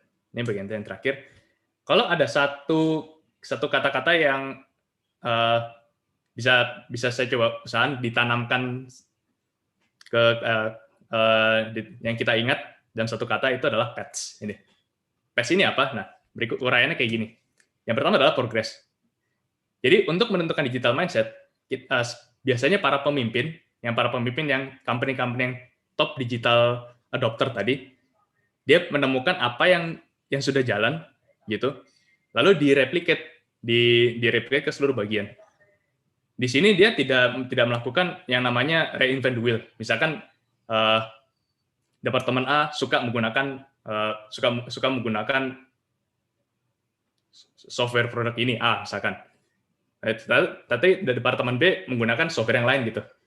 Jadi kadang tidak serasi, terus masih kayak coba ini jalan, kok udah jalan, ya udah kita coba yang lain gitu, terus ternyata tidak bekerja gitu. Kalau misalnya sudah kita trial and error, sudah tahu apa satu yang jalan dan efisien, ya itu direplicate. Jadi gitu sih, yang paling pertama. Nah, kalau di Gojek sendiri, kita sendiri semua service-nya menggunakan cloud, termasuk internal company, yaitu kita menggunakan Google Cloud. Untuk berbagai dashboard juga kita menggunakan Tableau, untuk eksplorasi kita menggunakan Jupyter atau Python gitu. Dan itu diaplikasikan ke seluruh divisi gitu. Jadi memang ada standarnya untuk kita melakukan pekerjaan kita. Jadi semua sudah terstandar karena kita sudah belajar dari pengalaman apa sih kira-kira yang jalan dan yang enggak gitu loh. Oh ternyata pakai stack yang database seperti ini ternyata nggak jalan, lemot gitu. Jadi kita pakai ini. Nah, terus diaplikasikan ke semuanya. Jadi gitu sih. Itu yang paling pertama, P, progress. Yang kedua adalah adaptation. Jadi biasanya pemimpin ini menggunakan digital, dia mengadopsi tidak hanya untuk sisi operasional gitu. Jadi yang bagian yang satu one time terus selesai gitu. Nah, jadi benar-benar diadopsi sebagai di level strategik secara keseluruhan gitu. Jadi kayak misalkan ini saya ambil contoh dari penggunaan data infrastruktur. Biasanya yang tertinggal itu cenderung menerapkan patch and maintain. Jadi infrastrukturnya ini udah lama banget. Ya udah kalau misalkan ini kita punya data center lokal gitu misalkan, kalau misalnya ada kenapa-napa ya udah tinggal kita perbaiki, ya kita maintain aja gitu, nggak usah diapa-apain lagi. Nah itu biasanya yang kalau dari survei tersebut yang tertinggal menerapkan mindset yang seperti ini biasanya. Yang di tengah-tengah itu menggunakan kita harus migrasi ini ke cloud center, ke cloud. Intinya adalah untuk men-save cost. Dan selesai sampai situ gitu. Nah, yang leader bedanya adalah dia benar-benar menerapkan semua cloud computing, bahkan ke masing-masing aplikasi, across business, across department, itu semuanya meleverage cloud computing gitu. Jadi benar-benar semua terintegrasi di satu. Kalau misalkan, nah ini kita gunakan misalkan ya Google Cloud Storage, tapi kita juga menggunakan Google BigQuery buat database gitu misalkan. Jadi dari semua yang ada di sini kita leverage cloud yang ada supaya kita baru efisiensi dalam menggunakan teknologi ini gitu. Nah, ini juga salah satu yang paling penting yaitu untuk Nah, jadi untuk memanfaatkan cloud ini penting untuk kita menggabungkan data itu desentralisir data menjadi satu tempat gitu. Jadi kalau bisa ya semua jadi single source of data gitu. Kalau misalnya kita dalam satu departemen atau dalam satu perusahaan, itu sebisa mungkin kita tempatkan data itu di satu tempat. Kalau di Gojek kita gunakan Google Cloud tadi. Jadi dan semua itu dari satu tempat. Kita tidak lagi masing-masing orang itu menyimpan data yang offline yang tidak sinkronis dengan yang lain. Jadi contoh misalkan si A. Nah, misalnya si A dia punya data tentang customer nih, terus si B punya data tentang driver. Tapi masing-masing punya nyimpan data di laptopnya sendiri gitu loh. Kalau misalkan si A sakit sehingga laptopnya tidak aksesibel, nah terus sementara kita butuh data customer, itu berarti kita tidak bisa menggunakan data tersebut. Nah, jadi itu salah satu yang hal pertama yang harus di-solve duluan untuk bisa menerapkan ini digital mindset ini. Ya, bagaimana kita bisa mensentralisir data kita di sini gitu. Nah, yang ketiga adalah timing. Jadi kalau yang timing ini kita tahu bagaimana menerapkan teknologi yang tepat. Jadi bagaimana kita menerapkan teknologi yang tepat sampai beberapa tahun ke depan. Nah, cuma kalau kita misalnya kita training suatu teknologi sekarang, oh ini ada yang lagi keren nih, kayak kita training sekarang, tapi ternyata tidak kita pikirkan untuk bagaimana menggunakannya di kemudian hari. Jadi sekedar satu kali belajar, lalu selesai, nggak digunakan lagi tuh. Nah, itu sayang tuh. Dan yang keempat adalah human and machine workforce. Bagaimana kita bisa meleverage human dan machine ini untuk mengupskill kemampuan dari para employee gitu, secara continuous basis tentunya. Dan jadi di sini perusahaan tidak berhenti untuk terus meningkatkan kemampuan para employee-nya. Dan biasanya di sini para leader itu sudah membayangkan kira-kira selama 5 tahun 10 tahun ke depan saya tuh pingin employee saya bisa ABC ini loh. Jadi roadmap-nya sudah jelas. Saya pingin employee saya belajar A, lalu belajar B, lalu terakhir belajar C. Dan itu saya sudah bisa memprediksi ini, sehingga ini yang akan coba saya kembangkan ke employee saya, sehingga terus melakukan update dengan job description gitu. Jadi job description itu tidak lagi menggunakan job description yang terlalu lama lagi, yang sudah outdated gitu. Terkadang mungkin kalau misalnya kita lihat job description, kadang kalau misalnya contoh orang IT ya, dulu job description orang IT yang dulu tentu berbeda dengan orang IT yang sekarang. Kalau dulu mungkin cukup hanya dengan bisa mengkonfigurasi network gitu misalkan. Sekarang udah harus bisa menguasai A, B, C, jadi nggak cuma network aja, tapi udah bisa menerapkan infrastruktur atau mendevelop sesuatu. Nah, jadi itu harus terus dikembangkan, dan kita harus selalu aware dengan itu gitu. Karena percuma juga kalau misalnya kita mempunyai teknologinya, tapi kita nggak mengempower tech people kita gitu. Jadi perlu untuk juga membangun manusia di sini, gitu sih. Dan yang terakhir adalah strategi S, yaitu patch dari patch tadi, S yang terakhir strategi. Dan biasanya yang di para high adopter ini, si leader adopter ini, mereka tidak mempercayai adanya batasan antara manusia dengan mesin, gitu. Jadi kalau bisa tuh ya di blend aja manusia dengan mesin gitu. Dan ini yang untuk melakukan next step-nya lagi, itu menganggapnya adalah mesin harus dimanusiakan, bukan manusia yang dimesinkan. Jadi mesin harus bisa lebih memahami manusia. Jadi translate itu secara smooth. Kayak tadi Profesor Eka cerita, ya kita harus, misalnya kalau misalnya kita absen ya kenapa kita harus masih repot-repot, misalkan absensi online pakai HP dan seterusnya, kenapa nggak pakai GPS saja? Nah itu menurut saya salah satu bentuk dari memanusiakan teknologi gitu. Karena kita tidak perlu melakukan apa-apa gitu loh. Teknologi sudah tahu kita ada di mana, jadi otomatis melakukan absensi. Nah itu salah satu contoh juga. Nah jadi kalau dari AI adoption, science strategi tadi, ini kurang lebih seperti ini. 94% tuh leader sudah menerapkan AI di company-nya. Untuk yang tengah-tengah 79%, dan biasanya yang tertinggal kurang dari separuhnya gitu.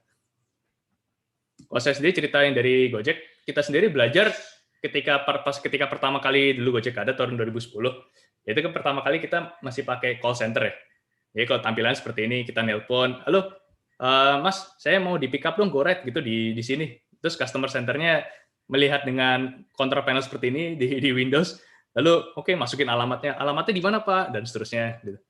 Nah, ini prosesnya kan lama banget nih, manual dispatch. Ini bisa makan waktu 20-30 menit sampai drivernya datang ke tempat kita gitu. Nah, seiring berjalan waktu, kita terus belajar, kita terus berevolusi, bagaimana cara kita coba memanusiakan aplikasi yang kita punya ini. Sampai jadinya aplikasi yang kita punya sekarang ini, seperti yang ada tampilan di kanan ini. Nah, ini tahun 2020 tampilan seperti ini. Dan ini evolusinya cukup panjang. Ini saya ambil bagian dari paling awal dan paling akhirnya aja. Jadi sebenarnya kayak masih awal-awal dulu, setelah manual dispatch, kita sempat meluncing aplikasi. Tapi aplikasi itu belum cukup manusia waktu itu. Karena waktu itu untuk pertama kali kita launching aplikasi, masing-masing driver itu ketika mendapatkan bookingan, mereka harus cepat-cepatan untuk menekan tombol accept gitu. Dan ini kasihan kalau misalkan orang yang kurang fasih dalam menggunakan HP, sehingga dia harus dia tertinggal dengan orang-orang muda lainnya yang menekan vote-nya itu bisa lebih cepat gitu. Sehingga dia jarang dapat orderan. Oke, jadi kita terapkan bagaimana supaya mesin ini bisa berpikir untuk memberikan orderan ke driver lebih adil gitu. Jadi kita di sini kita terapkan machine learning. Jadi kalau misalkan kita orderan seperti ini, mesti kita belajar dari data.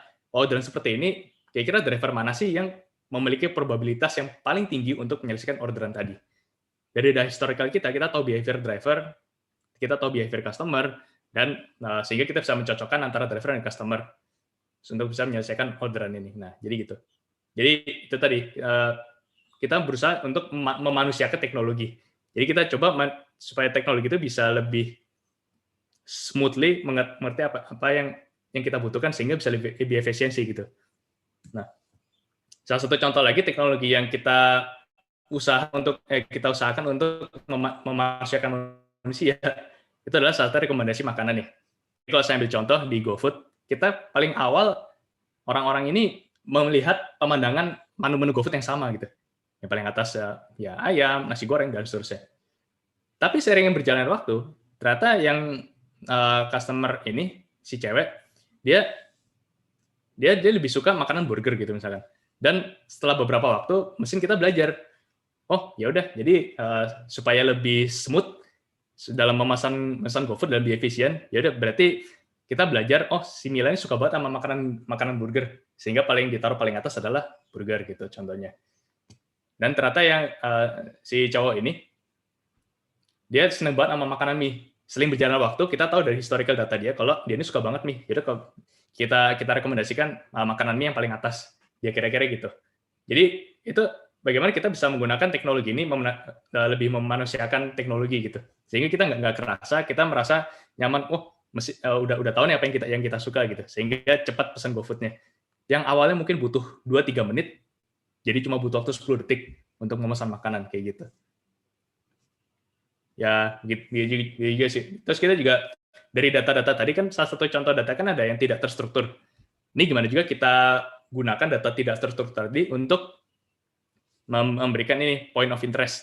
Salah satu contohnya lagi. Jadi misalkan di satu titik ini nih ternyata antara chatting antara driver dan customer sering muncul kata-kata depan air mancur gitu. Ya udah kayak itu kita tambahkan supaya teknologi ini bisa lebih mengerti manusia gitu loh. Di gimana caranya? Ya ditambahkan ini. Kalau misalnya kita lihat di yang paling kanan, oh ini ditambah ini lobby air mancur yang A. Nah, itu lagi-lagi kita coba belajar dari data unstructured supaya kita bisa memanusiakan mesin itu tadi. Jadi kita terapkan ini di level strategi sehingga bisa meningkatkan efisiensi bisnis secara keseluruhan. Jadi kita sebagai company bisnisnya makin efisien, customer juga senang, nggak perlu repot-repot lagi chatting atau call driver terus karena sudah ada di point of interest-nya gitu. Itu sih yang coba kita terapkan kalau di Gojek. Jadi kalau misalkan kalau saya summary aja, baik kurang lebih cuma 3 poin ini tadi. Ya, yang pertama, Industri 4.0 itu diprediksi kontribut ke GDP tertinggi dibandingkan 3 revolusi industri yang sebelumnya, at least sampai 2030. Tapi ini prediksi sebelum pandemi ya. Yang kedua adalah importance dari digital mindset. Jadi biasanya yang udah menerapkan mengadopsi digital itu memiliki growth yang 2 kali lipat lebih dari yang biasanya pada umumnya belum menerapkan digital mindset gitu. Dan 5 rule dari developing digital mindset itu tadi ya cukup disingkat menjadi PADS: progressive, adaptation, timing, human plus machine workforce, dan terakhir ada strategic. Ya. Jadi itu sih yang bisa saya sampaikan. Selebihnya mungkin kita bisa langsung diskusi aja. Terima kasih. Assalamualaikum warahmatullahi wabarakatuh. Waalaikumsalam warahmatullahi wabarakatuh. Terima kasih Pak Ardia. Ini pencerahan yang luar biasa sekali ini. Kita jadi semakin paham dari sisi pengalaman Gojek seperti apa, kemudian dari segi datanya seperti apa. Terima kasih sekali lagi. Baiklah Bapak-bapak dan Ibu-ibu, ini sepertinya nih kalau kita lihat udah sangat banyak penanya nih Pak Profesor Eko dan Pak Ardia. Penanya juga ada yang dari Q&A Zoom dan juga ada yang lewat Slido yang menyaksikan langsung lewat YouTube Sekretariat Jenderal Kementerian Keuangan. Saat ini YouTube ini sudah ditonton sebanyak sekitar lebih dari mencapai 850-an sekian, 860 orang yang menonton lewat YouTube, dan lewat Zoom ada sekitar 250, hampir 300 partisipan. Ini baiklah, kita akan coba menjawab beberapa pertanyaan Pak Profesor Eko dan Pak Ardia. Mungkin sebaiknya kita coba dulu menerima pertanyaan dari penanya yang akan menanyakan langsung pada acara pagi hari ini. Kita ada dua penanya yang sudah tidak sabar sepertinya. Yang pertama ada Bapak Surya Hadi, silakan untuk mengajukan pertanyaan. Dan setelah itu bisa siap-siap Bapak Agung Pratama Sadewa. Silakan Pak Surya Hadi, diperkenalkan diri dan dari institusi mana, silakan.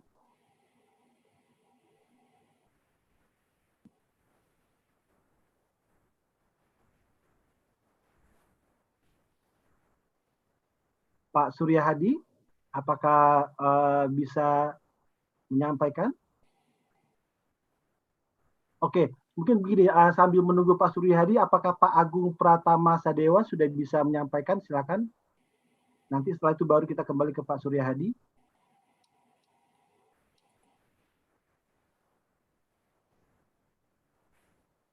Ada 4 orang yang angkat tangan.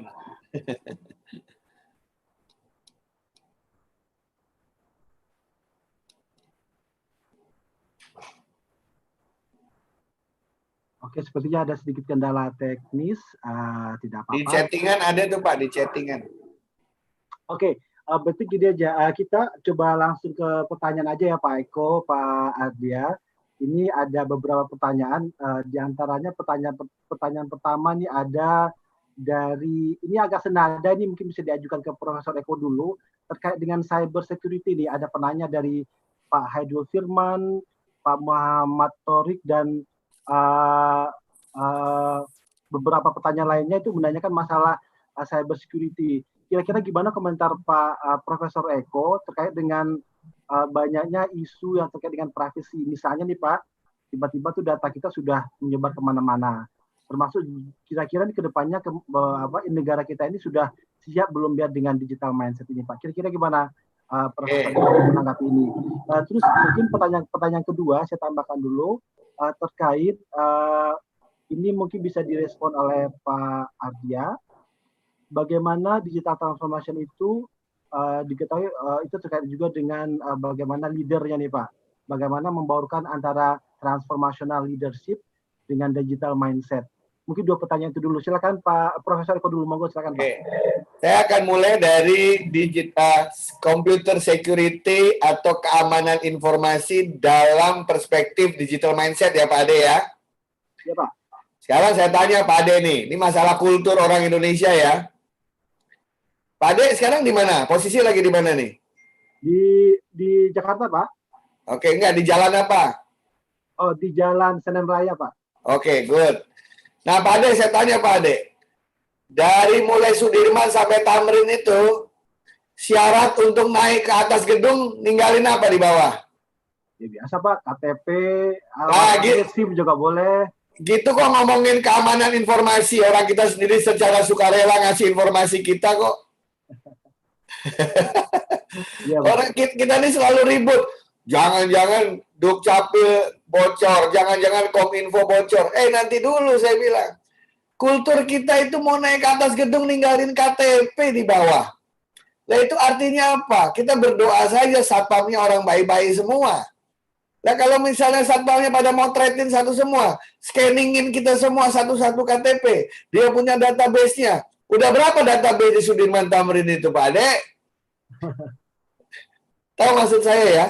Itu Pak. Ya. Itu kultur itu harus kita ubah kalau mau bicara keamanan informasi. Nggak usah ngomong yang canggih-canggih, nggak usah ngomong biometris, nggak usah ngomong cyber firewalls, nggak usah ngomong encryption, yang sederhana saja.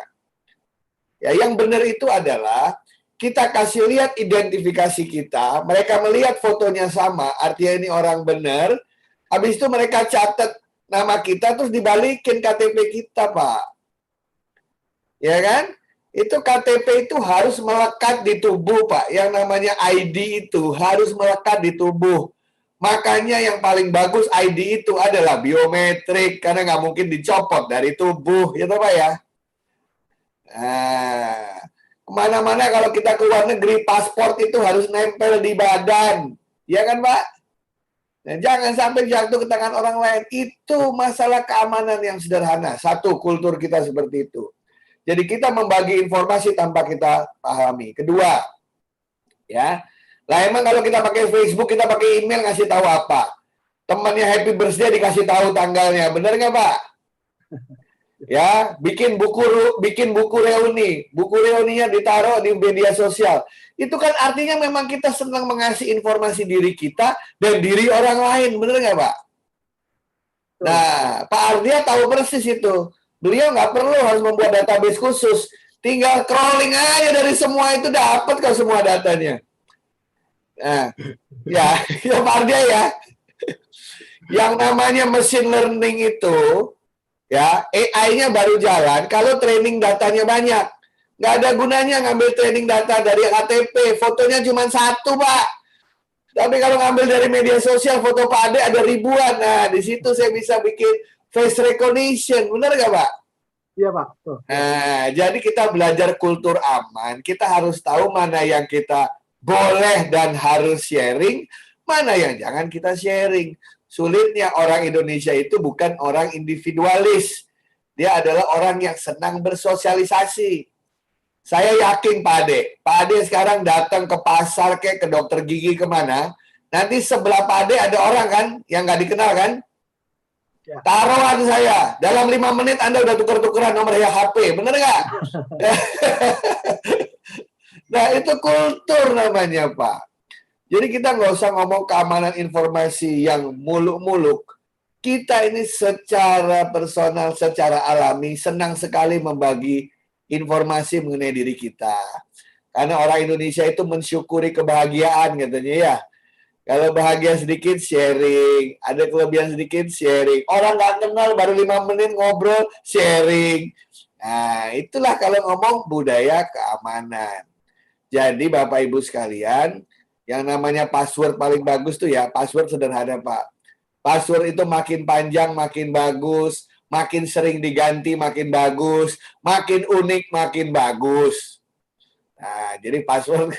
Tapi yang namanya keamanan berbanding terbalik dengan kenyamanan. Kalau ingin aman, banyak prosedurnya, nggak nyaman lah kita. Ya, oleh karena itu ada perimbangan dalam keamanan itu, Pak. Jadi bagi saya yang penting kultur itu, Pak. Ya, kultur keamanan, jangan mudah menyalahkan data dibocorin A, B, C, D. Tapi kalau kita pikir-pikir sebenarnya jangan-jangan kita sendiri yang bocorin. Lewat mana? Lewat media sosial, lewat SOP ninggalin KTP, lewat SOP fotokopi SIM, ya kan? Sebenarnya orang kalau mau fotokopi SIM atau KTP kita harus minta izin loh Pak, kalau undang-undang privacy, benar nggak Pak? Ya. Nah, ya kan belum lagi masalah kesehatan dan lain sebagainya. Nah, kultur bahwa data saya, milik saya itu harus benar-benar ditanamkan. Jadi kalau misalnya Bapak mau ketemu orang di lantai 7 suruh ninggalin KTP, kita nggak mau, dia bilang Bapak nggak bisa naik ke lantai 7, ya sudah. Saya mulai suka gitu Pak. Saya kalau diundang orang suruh ke gedung, suruh ninggalin KTP, saya bilang kalau saya suruh ninggalin KTP, saya nggak ikut. Gitu. Saya bilang gitu. Akhirnya bisa juga saya diantar naik ke atas, orangnya yang turun. Nah, kultur-kultur itu harus berani kita jalankan Pak. Terima kasih Pak.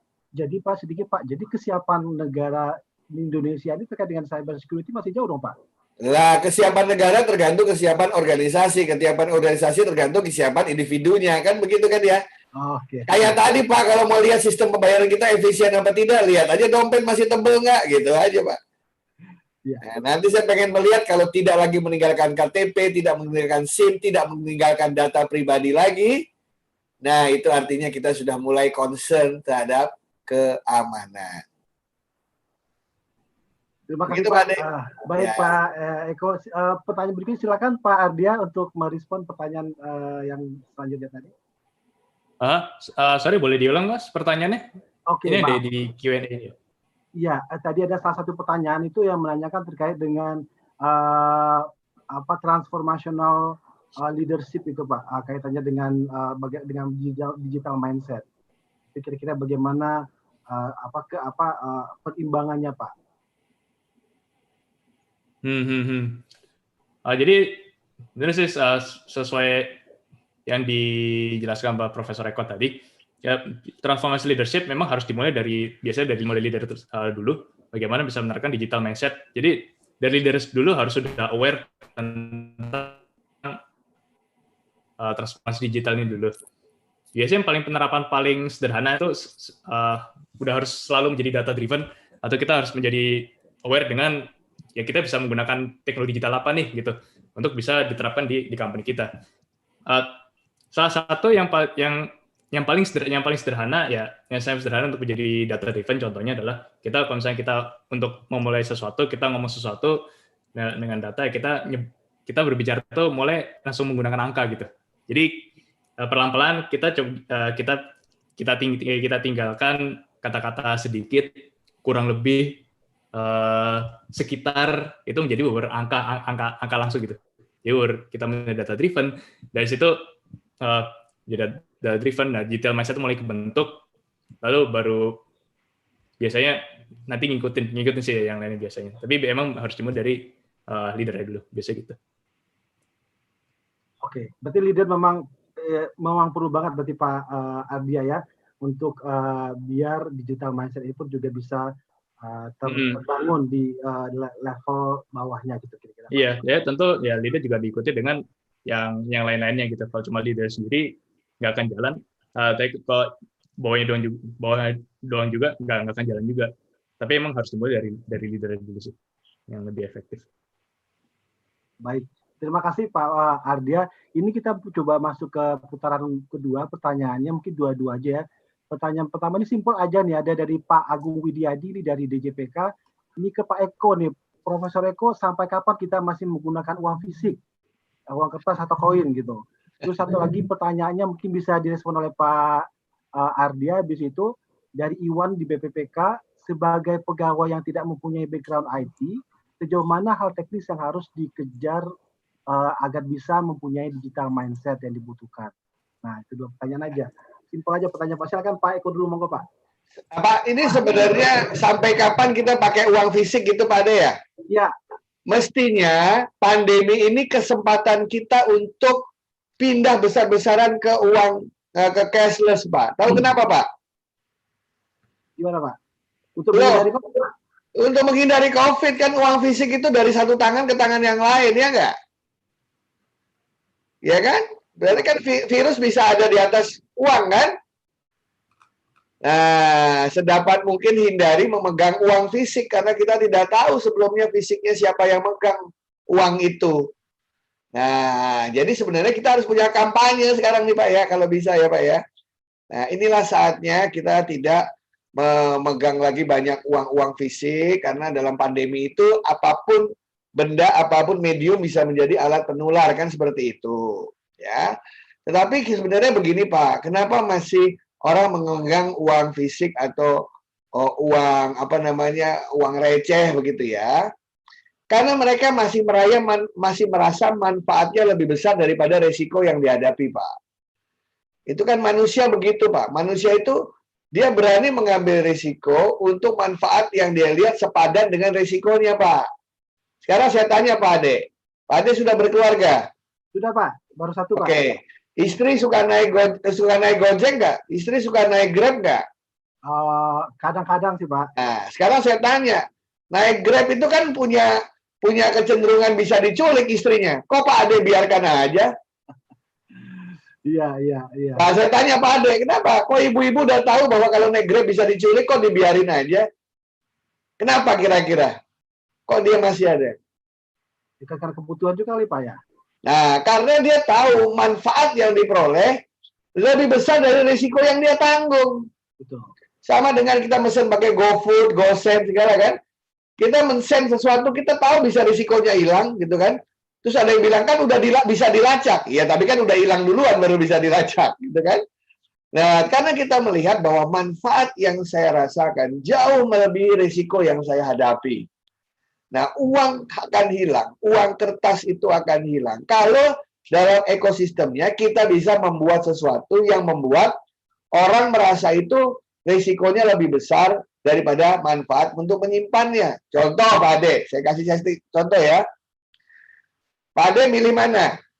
Kalau nginep di hotel dengan membayar uang kertas lebih mahal daripada tidak pakai uang kertas. Pilih yang mana?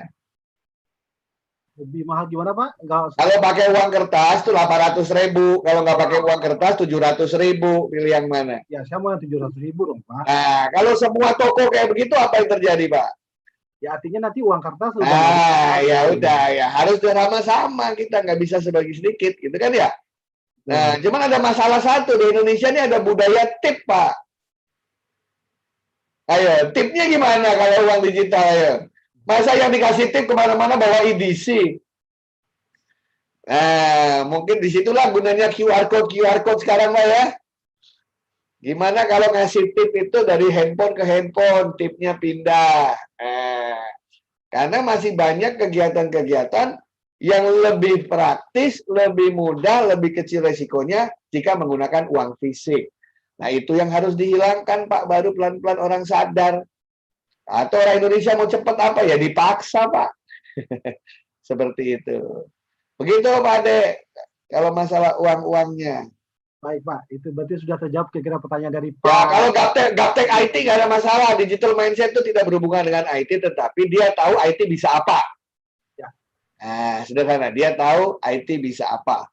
Bukan seberapa besar dia tahu cara IT, bukan. IT bisa apa, dari situ dia bilang. Gitu. Terima kasih, Pak Eko.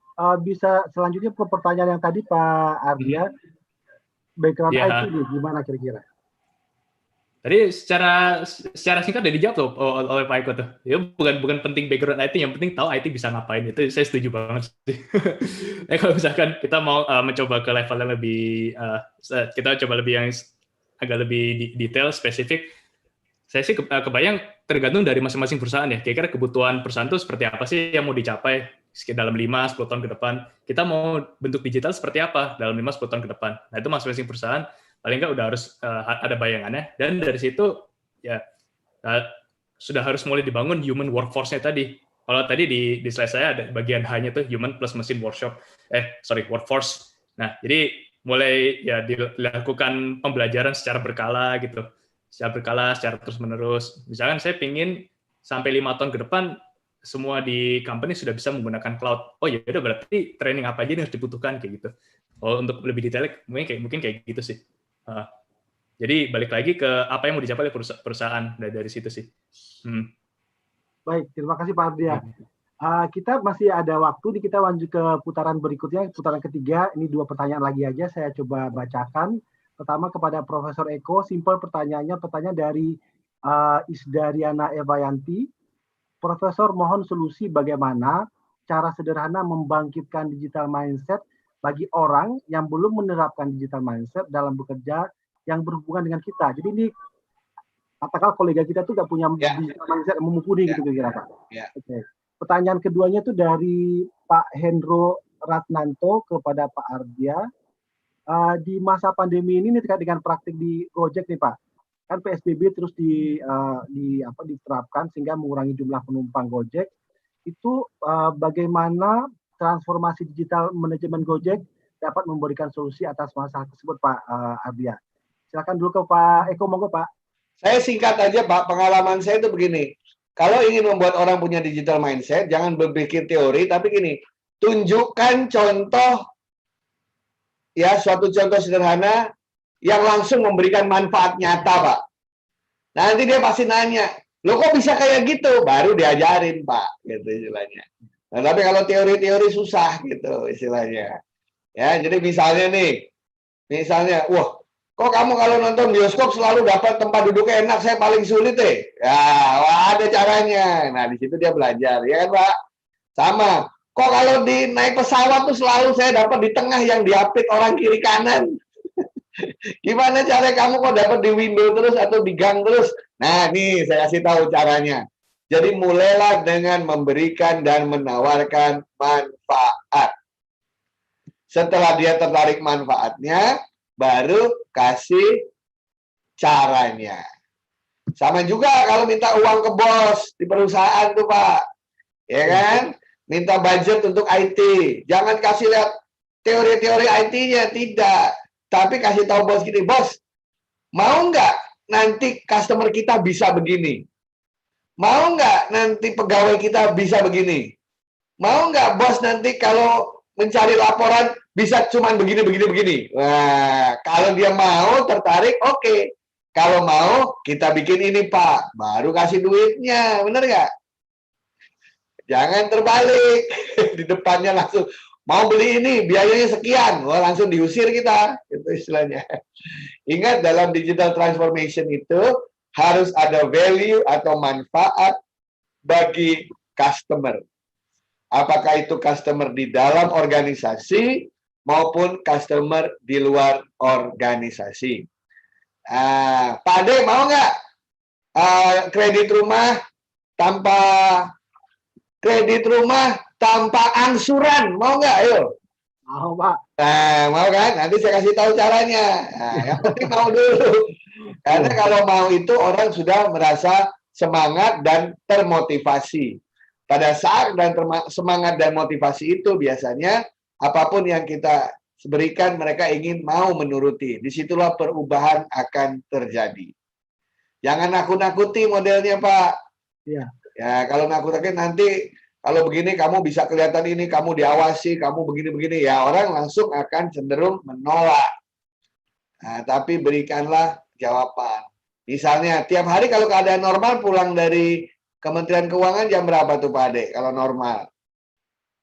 Oh, pulangnya Pak? Ya, pulang. Oh, pulang kantor jam 5 Pak. Jam 5. Misalnya nanti pandemi udah usai.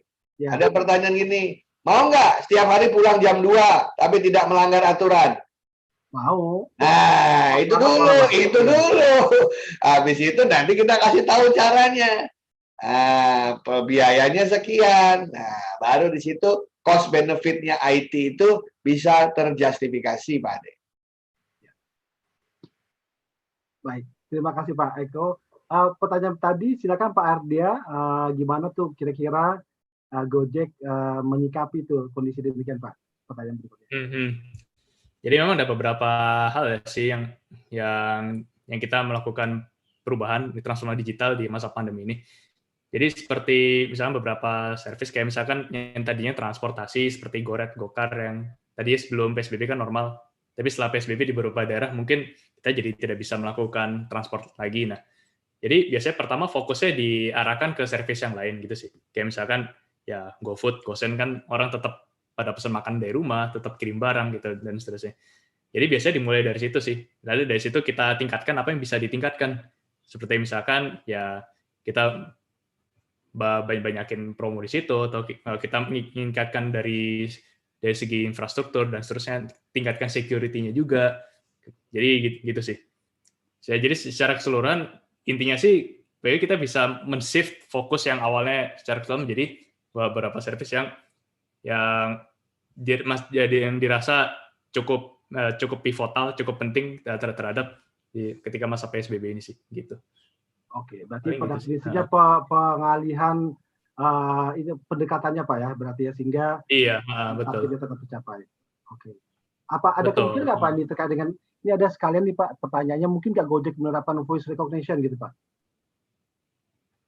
Voice recognition, kalau dibilang mungkin ya mungkin Bisa sih, tapi ya. kita kayak sekarang belum menerapkan sih. Belum ya.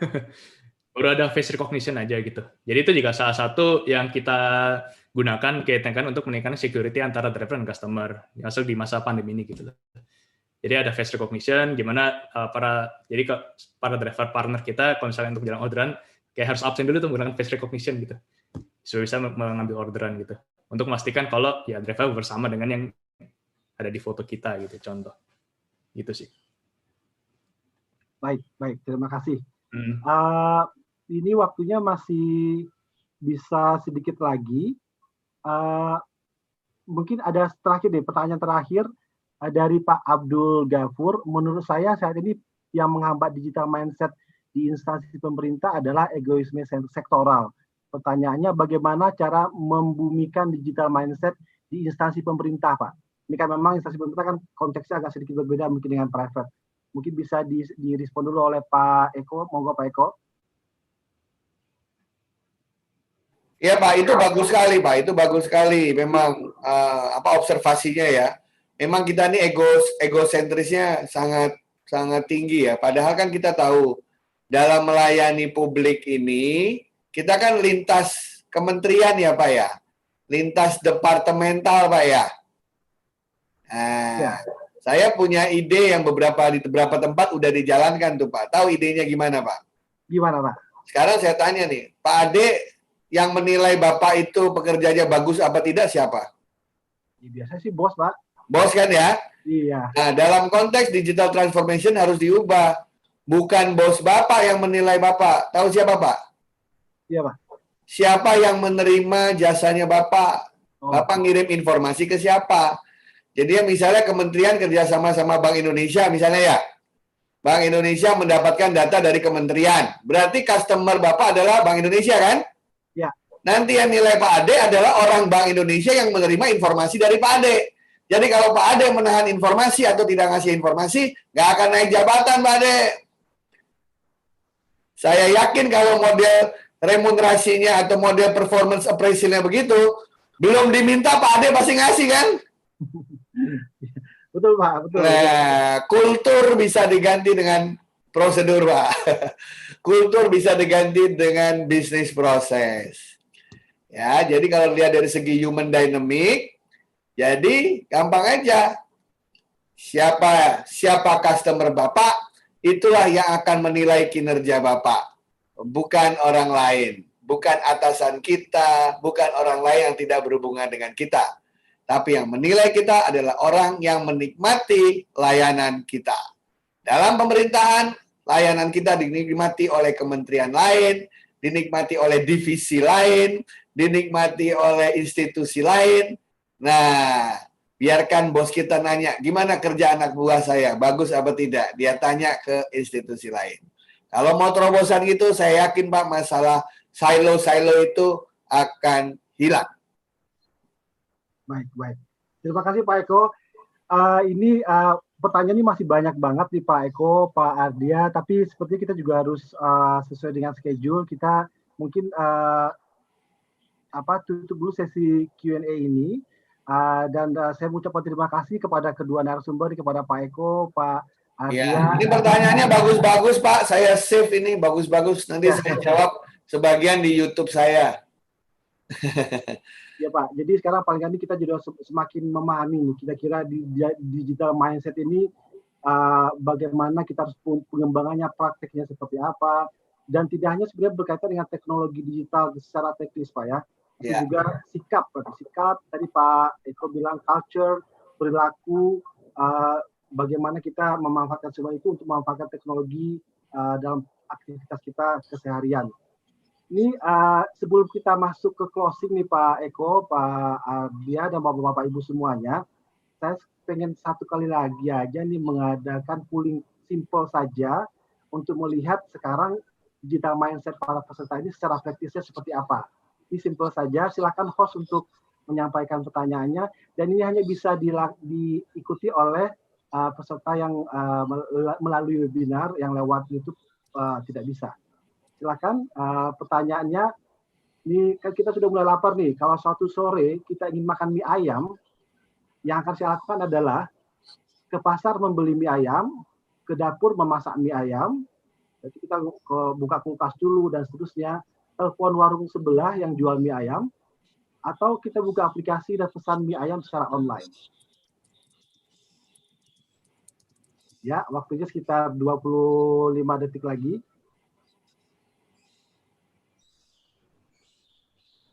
Iya, kelihatan kecepatannya luar biasa ini yang pada mengisi. Ada lapar. Betul, Pak. Waktunya 10-15 detik lagi.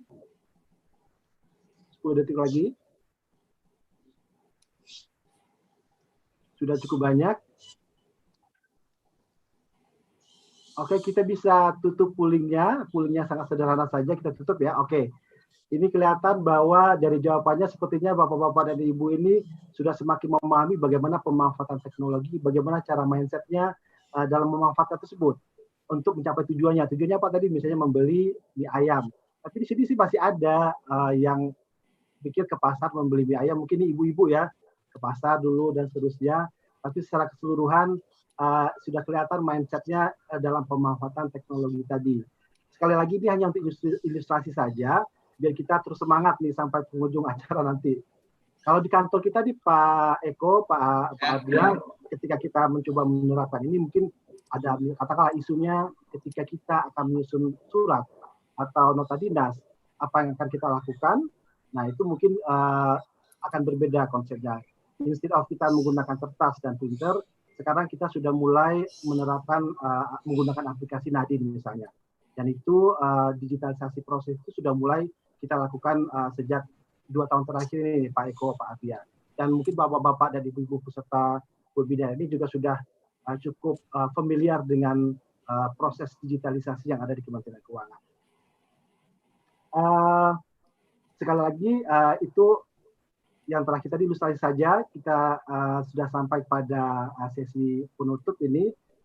Sebelumnya kita akan mendengarkan dulu, sebelum kita akhiri, kita akan mendengarkan dulu arahan atau wrap up dari Chief Digital Transformation Officer kepada yang terhormat Pak Denny Agung Pribadi. Monggo Pak, waktu dan tempat kami persilakan Pak. Baik, Pak Profesor Eko dan Pak Dita, terima kasih sudah memberikan pencerahan bagi kami semua. Pak Ade, beliau itu, Pak Prof. Eko itu adalah guru saya Pak Ade, dari sisi Kementerian Informasi Pak Ade. Jadi luar biasa banget tadi itu. Ya, baik, izin Pak Prof dan Pak Dita. Ya, Pak Denny. Kami akan sampaikan wrap up-nya bahwa untuk di berbagai institusi di belahan dunia, COVID-19 telah menjadi akselerator agenda transformasi. Lebih cepat 6 tahun, Pak, dari yang sebelumnya didesain. Dan untuk itu kita nggak punya pilihan lain selain being digital atau kita nggak survive. Jadi transform to survive, transform or extinct. Ya. Dan Kemenku sudah menjalankan formasinya sejak 2002, Pak, melaksanakan banyak inisiatif untuk reform sejak 2013 dan memasuki tahapan baru dari sisi transformasi digital di tahun 2019. Kerangka berpikir EA di sebelumnya hanya menjadi wacana, saat ini telah menjadi bermanfaat, Pak. Jadi Kementerian Keuangan sudah menggunakan EA untuk berpikir dan menerjemahkan transformasi digital Kementerian Keuangan. Ini jelas dengan kondisi COVID sekarang ini menjadi sangat terasa. Dan dengan demografi pegawai Kemenku yang didominasi oleh pegawai muda, Pak, kita melihat di sini bahwa tentunya kemajuan teknologi menjadi tidak isu, Pak Eko, karena memang posisi pegawai ini menjadi antusias dengan penggunaan teknologi informasi, ya, di mana dapat kami sampaikan bahwa tentu Pak Eko sudah tahu ya, sejak tahun 2019 itu ada sekitar 64% penduduk Indonesia itu menggunakan internet, Pak, melalui digital device, ya, di mana 94%-nya adalah menggunakan perangkat mobile device, Pak. Jadi dengan demikian tidak ada alasan untuk tidak memiliki digital mindset, ya. Dan untuk itu tidak hanya transformasi bisnis, Pak, kita telah mengembangkan kebiasaan baru, Pak, yang dinamakan digital culture, Pak, di mana kita telah menyediakan kolaborasi sistem, ya, menyediakan independensi dan tanggung jawab untuk remote working. Tiap orang dibekali perangkat dan tanda kutip, Pak, penugasan, ya, di mana setiap orang harus mengisi tugasnya masing-masing, ya, dengan output-based penilaian dan sebagainya. Namun memang masih terdapat ruang untuk melakukan perbaikan, di mana knowledge sendiri untuk digital mindset adalah limitless, Pak. Jadi pengetahuan itu akan terus berkembang dan tentunya akan bermanfaat untuk rekan-rekan atau Bapak Ibu sekalian yang sudah memasuki digital mindset.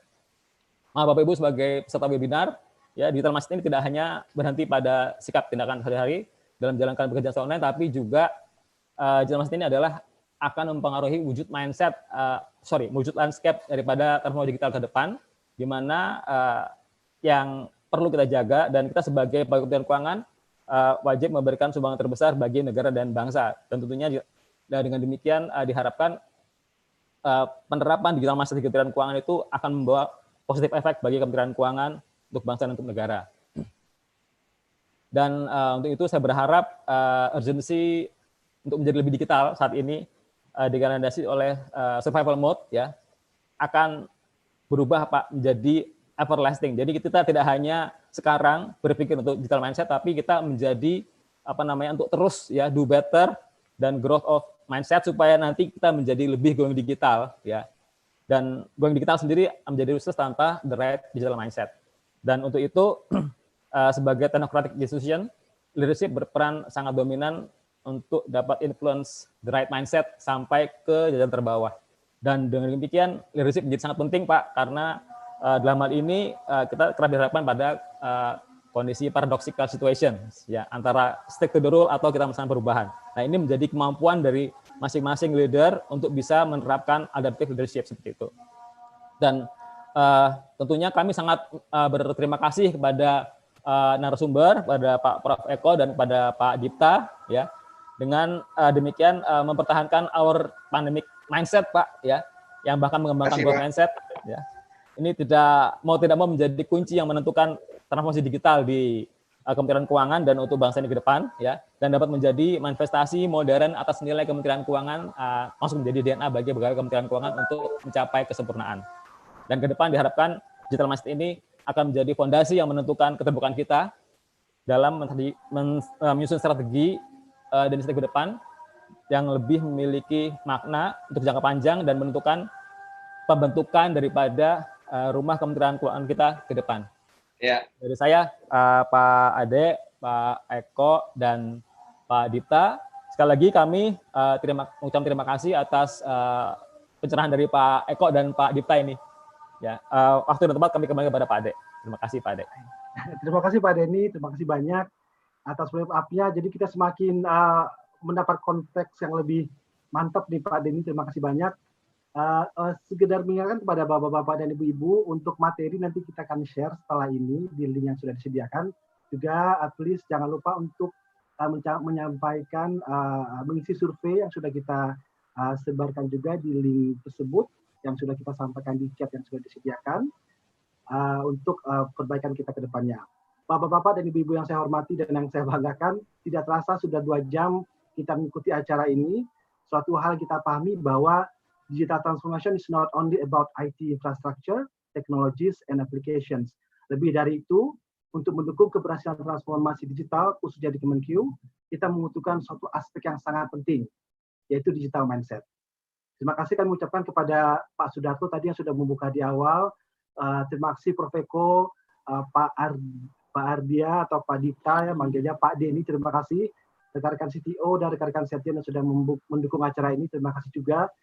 Juga tidak lupanya terima kasih kepada semua partisipan, bapak-bapak dan ibu-ibu yang sudah mengikuti acara ini dengan semangat dari pagi hingga siang ini.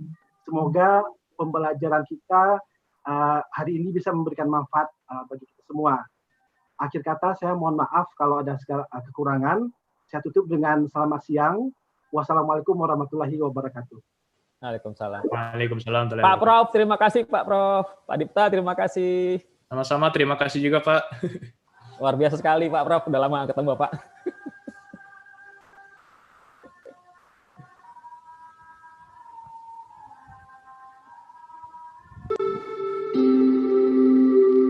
Terima kasih Prof. Eko ya, Prof. Eko, Pak Dipta, terima kasih banyak. Terima kasih.